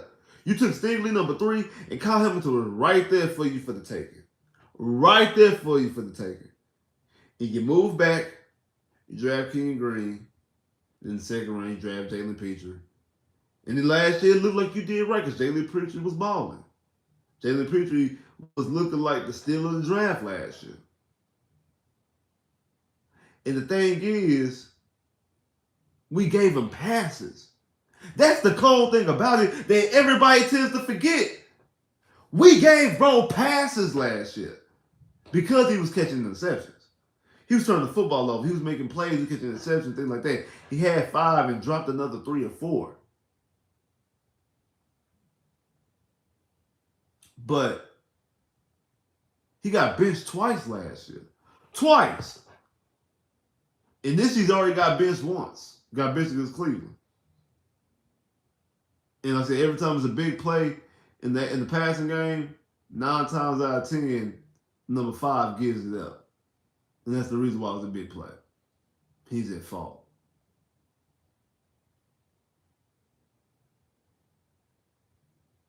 I said, I want to call Hamilton. Kyle Hamilton, I said this numerous times, that Kyle Hamilton was the number 1 rated player on my board last year. In the 2022 draft, Kyle Hamilton was the number 1 rated person on my whole entire board. Number 1. Numero uno. Numero uno. Numero uno. Numero uno. Number 1. Whole board was number 1. Like I said, now I predicted them to draft. I actually predicted the Texans to draft Stingley. Like with my last mock draft, I had the Texans drafted Stingley. I said, me personally, I preferred Sauce as a I like Sauce and style, but I think the Texans were gonna draft Stingley because I felt the Texans wanted somebody who was gonna be a ball hawk. I felt like they want somebody who had more physical traits and physical abilities, able to take the football away and able to do things special with it. And that's exactly what they did. They went out there, and that's the reason why they drafted. The reason why they drafted Stingley is because Stingley is the better. He's the better physical specimen. Like he's very athletically, and he's also his biggest trait is being able to take the football away. You didn't see it a lot last year because of Lovey's defense. You know, Lovey's defense is predicated on turnover, something that he teaches, but the coverages that he runs, he doesn't allow Stingley to make the plays that he does.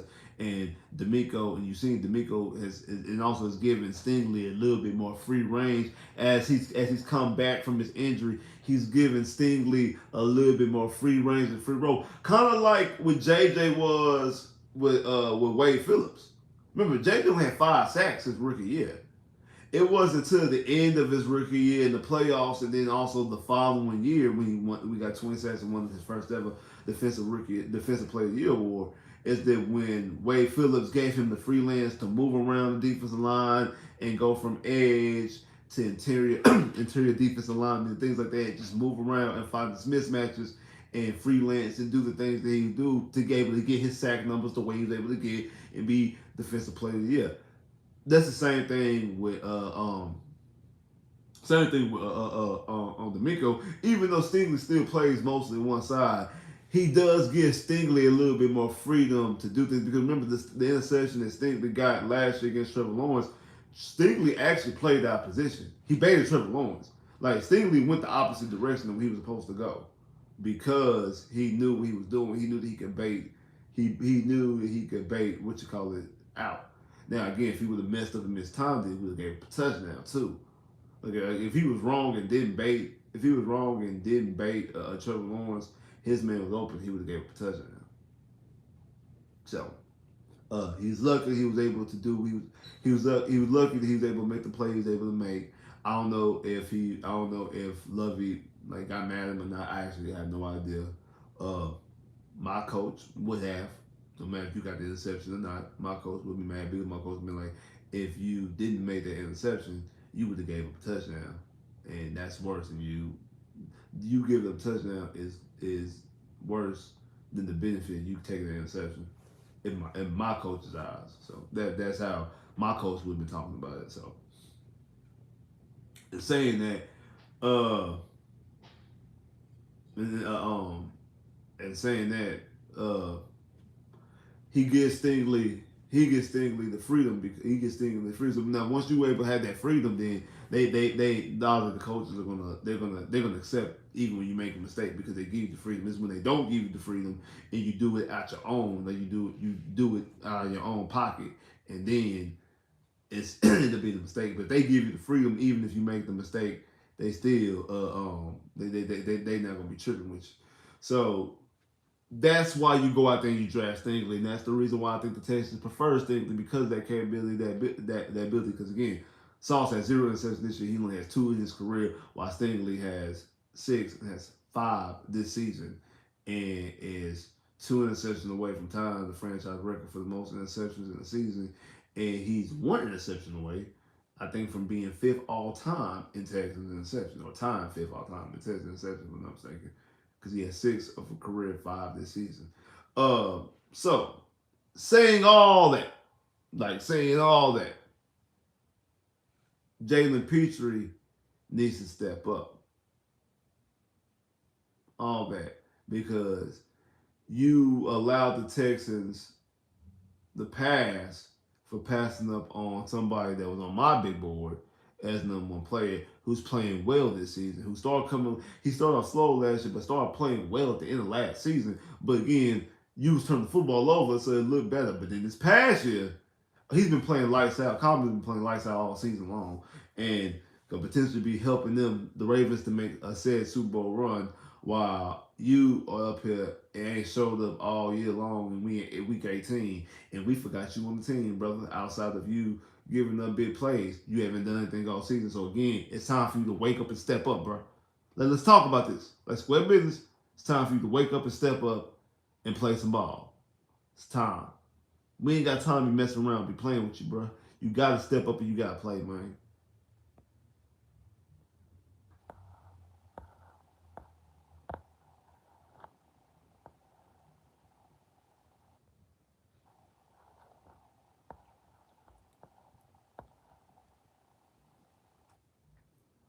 Chris, what's up, kinfolk? What's good, kinfolk?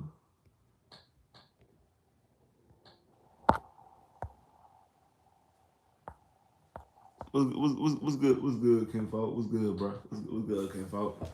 Yeah, I feel. Hey, man. Hey, this right here, like I said, this game right here is extremely important. I feel like I said, it's extremely important. Uh, it's gonna be. I think it's gonna be a great game. Honestly, I think it's going to be a good game. I don't think it's going to be a blowout. I think it's going to be a very, very good competitive game because the Colts obviously they playing for it too. They playing for a playoff spot too. I feel like it's going to be a good game, a close game, a game that the Texans and the Colts. I think it's going to be a classic, and I'm glad it's going to be on Monday night. Well, a primetime game, and like again, I feel like the Texans. I feel like the Texans rivals or the Titans have always been the Titans. Just from a hatred standpoint. Don't think the Texans fans. I don't think the rivalry was ever Jacksonville. Jacksonville just 10 Texans could beat. Like Texans just beat Jacksonville. Uh, I think from like a fan base, I think from a fan standpoint, because of the history with like the Oilers in the city of Houston, that's like the rivalry. But when it comes to on the field, when it comes to actual on the field,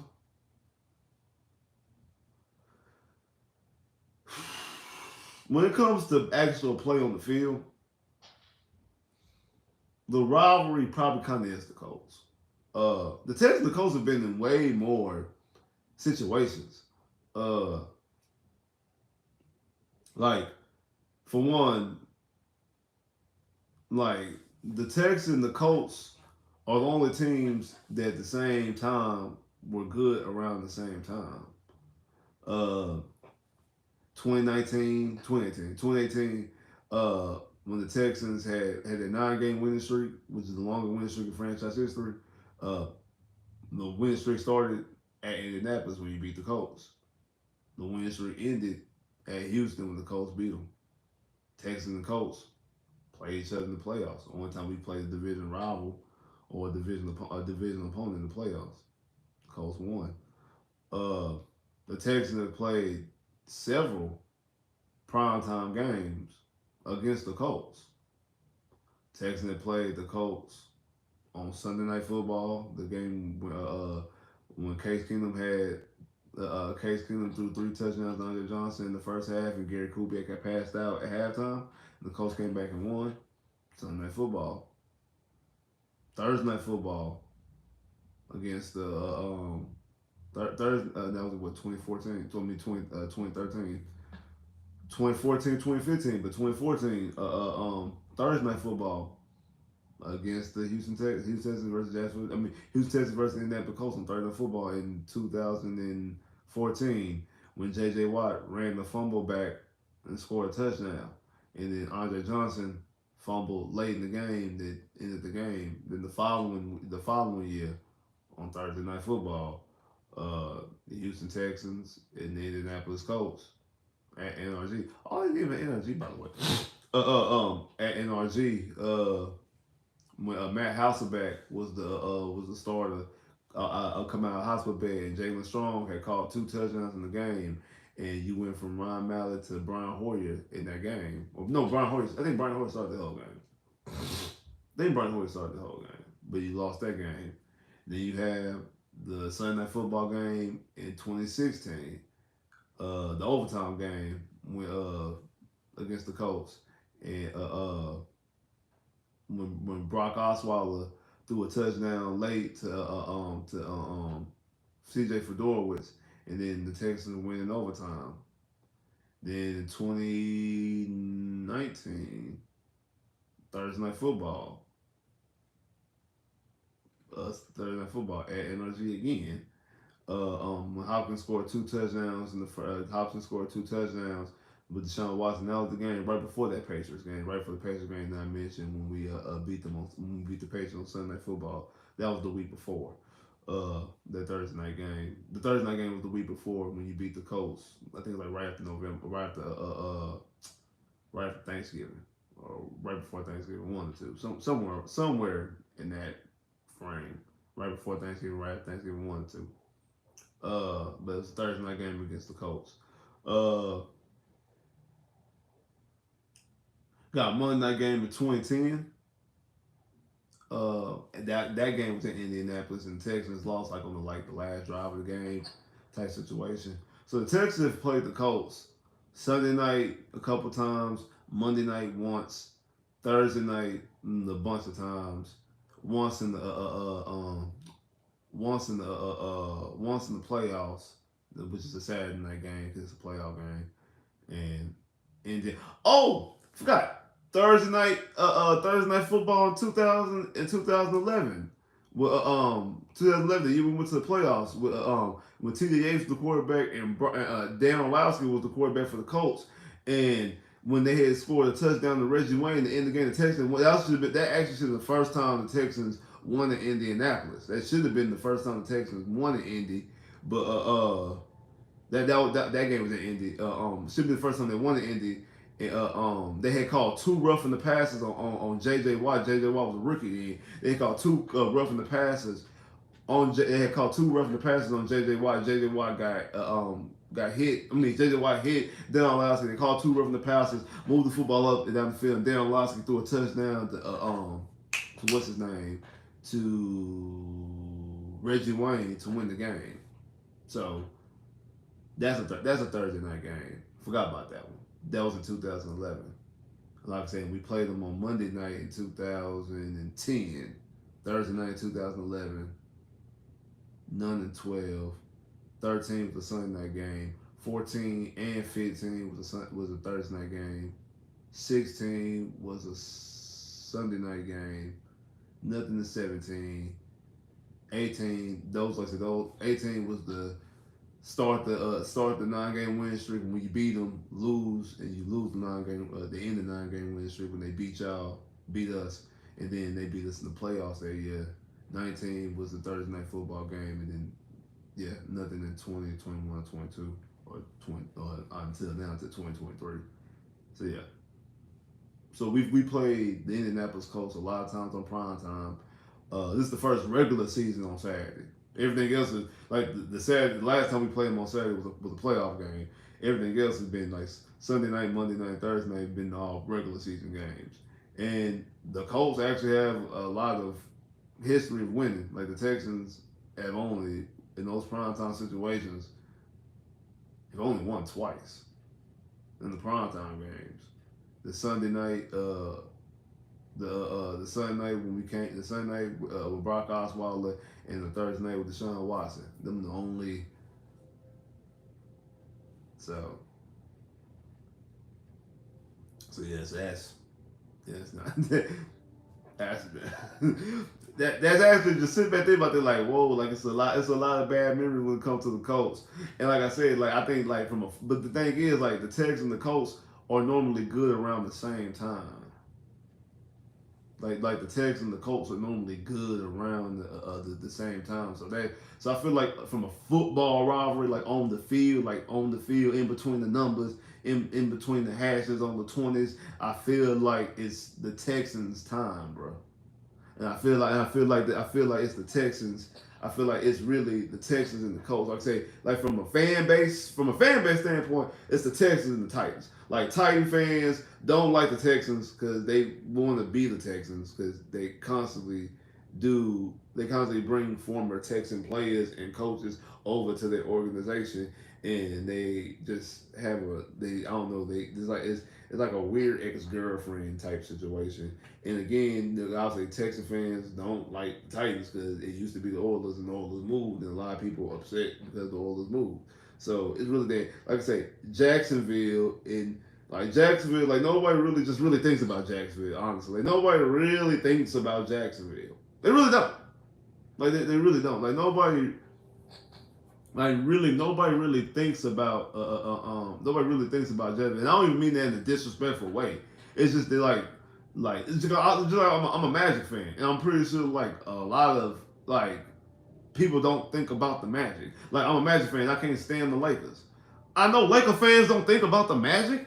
Like, do I think that Laker fans think about the Orlando Magic? Absolutely not. I know Laker fans don't think about the Magic. They have no reason to think about the Magic. But as a Magic fan, we can't stand the Lakers. Like Magic fans, we can't stand the Lakers. Now a lot of Magic fans can't stand the Rockets either. I'm a little bit different because I live in Texas. I'm not from Houston, but I'm from right outside Houston. So I don't have no. I have no issue with the Houston Rockets. I like the Houston Rockets. I like a lot of players that played for the Houston Rockets. Like Akeem Olajuwon is my second favorite basketball player of all time. So I have no issue with the Houston Rockets. But a lot of Magic fans do have issues with the Houston Rockets. And a lot of Rocket fans don't care about the Orlando Magic. Like they're irrelevant to them. Just like I say, I'm a Magic fan, and I know that man, I can't stand the Lakers. I know that the Lakers view the Magic as irrelevant. Same thing with same thing really with like the Cowboys and the Texans. Like a lot of Texan fans hate the Cowboys. To Cowboy fans, they're not your relatives. Like I know, because relatives are a little bit different because they're gonna make fun of you. But most Cowboy fans, the Texans are relevant to them. They don't really be thinking about Texans, honestly, unless they really don't. Uh, they honestly really don't. They don't really be thinking about them. So like they don't, they honestly don't. They really don't be thinking about them. So it is what it is. Like they really don't. They really don't be thinking about them. So all in all, why do I hate the Lakers? Yes, that's part of it because they took Shaq. It is part of it. Um, Part of it because they took Shaq. Um, Second part is that they beat us in the finals in 2009, which is my favorite Magic team, by the way. My favorite Magic team was the 2009 Magic team, and I feel like even though this is controversial because I know that the other team had the number one seed, and probably if you think about it, like matchup to matchup, is the better team. Is the better team. The 2009 Magic team was the Magic's best chance to win a championship. Honestly, I know they played against Kobe and the Lakers. That 2009 team was the Magic's best shot to win a title. It was. That followed by the following year in 2010, the team that lost in the conference championship to the Celtics. Because that team, if they would have beat the Celtics, they would actually had home field advantage against the Lakers. Because they had a better regular season record, and they also beat the Lakers that year. So they would also they would have uh, um hosted the finals.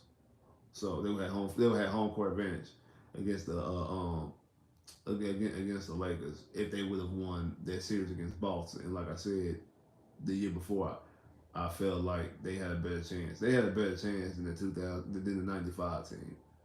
The '95 team was probably more talented again. If those two teams are playing against each other, I picked Shaq and Penny that '95 team to beat the Whites team. But the Whites team had the best chance to win the finals. Just quick point. They did like they now you just trolling. I'm not trolling, bro. I'm being completely serious. They lost game one. Game two they had one. Game two the Magic had the game two like before it went to overtime. The Magic had the ball going into overtime. And instead of getting the ball to Dwight Howard, um, they should have gave it to Courtney Lee. Courtney Lee misses the layup. They go to overtime. The Lakers win overtime. If then Courtney Lee barely misses the layup. I feel like they should have gave it to. I feel like they should have gave it to. I feel like they should have gave it to White because it's a play that we. It's a play that we used to run. That we run out. We run an in ball alley oop to the White, and the White has scored 3 times of buzzer beaters on that play. That's what they should have ran. They did not run that. They tried to be cute and tried to fake the Lakers out by sleeping and giving the ball to Courtney Lee and letting Courtney Lee give a layup. Courtney Lee missed the layup. We go to overtime and lose that game. The second game, we beat the Lakers. I think by 10, if I'm not mistaken.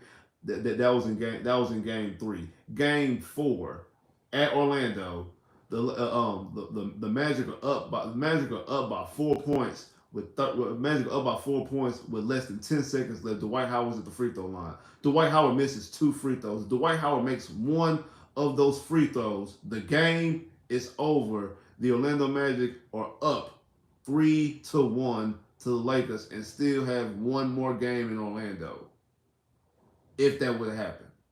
Now I know what happened with Nick Anderson. Nick Anderson misses two free throws, gets the ball back, and then misses another 2 free throws. I understand that, but after that moment, the series was over. The series was after that Courtney Lee debacle. Is the series still wasn't over? The series wasn't over until Dwight Howard missed those two free throws and the Magic were down 3-1 because the Lakers score off this. I think what you call hits a three. We go to overtime. We go overtime and the Lakers win overtime in that game too. And so that's what happened. The Orlando Magic realistically could have been up 3-1 in that series instead of being down 3-1, or at the very least, it should have been 2-2. That was the Magic's best chance to win. But we're not talking about the Orlando Magic. We're talking about the Houston Texans and about them having the best chance to win. And like I was just saying, like my original point was that I feel like on the field, I feel like as Colt fans understand that their best competition has been the Houston Texans in the division. It's the Texans and the Colts. Like, once the Texans became good, because in the beginning, the first couple of years, obviously the Texans were an afterthought. But once it turned to 2010 and the Texans became an actual legitimate franchise, we've been on the train that can't stop. That's what we had. But we had won like 6 division titles in a span of like 10 in a 10-year span, less than 10 years actually. We won 6 division titles. From 2011 to 2019, we won 6 division titles.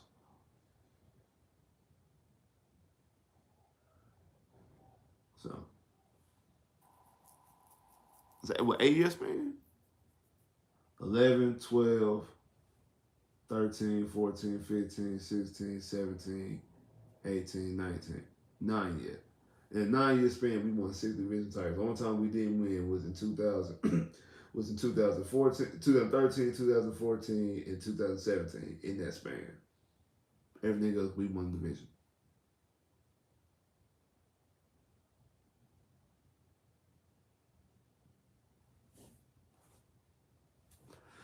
But I've been here talking for a long little minute, man. I appreciate everybody that came through here. Shout out to everybody hit the super chat love. Definitely appreciate that. Everybody came in and chilled with me this whole time. Appreciate that love as well. Everybody hit that like button. Appreciate that. If you ain't hit the like button already, make sure you hit the like button. If you ain't hit the like button by now, make sure you hit the like button now. Come on, don't be stingy now. Make sure you hit that like button. Appreciate all that. Appreciate everybody that came through here, man. Everybody came here, show the love. Definitely appreciate that. Definitely appreciate that. Everybody hit the super chat. Definitely appreciate that. Like I said, man, shout out to my boy Wink, man. Like I said, man, big ups to you, man. Big prayers and condolences to you and your family, man. Everything gonna be good, bro. Everything gonna be good, bro. Appreciate you coming through here, showing me some love, man. While you going through what you're going through, definitely appreciate that, my bro. Definitely appreciate that. Hey, you already know, man. The Houston Texans versus the Indianapolis Colts. The Houston Texans versus the Indianapolis Colts will go down tomorrow. You already know what happens after the game. You already know what's going to happen after the game. Y'all got to pull up to your boy live stream immediately after the game because it's going down. Like, I'm trying to tell you. We going to have the miles and the yak like my boy Shannon. Because I'm trying to tell you, either be drinking in celebratory fashion or be drinking to drown my sorrows. So we gonna be on the miles and the yak. We gonna be on the miles and the yak. Or we gonna be upset. Who knows? But I need y'all to be here to find out. Because hey, Houston Texans, Indianapolis Colts, first primetime game of the season, and it's for the playoffs. It's possibly a way to get the division, but most importantly, it's for the players who gonna make it to the AFC playoffs. And hey, Houston could be the 7th seed, the 6th seed, or the 4th seed. Hopefully, they're the 4th seed. But again, we can talk about all that good gravy stuff tomorrow. So make sure y'all be on the lookout for that. And also make sure you check out the videos, man. Make sure you like, share, subscribe. We still in the race to get 6,000 subscribers. Even though we in 2024, don't mean we out here and trying to get them subscribers. So I need you to tell a friend, tell some more friends so they can tell some friends and put them on game with the channel, man. Come on. I need you to like, share, subscribe as well. Click that bell, get more videos. Holla.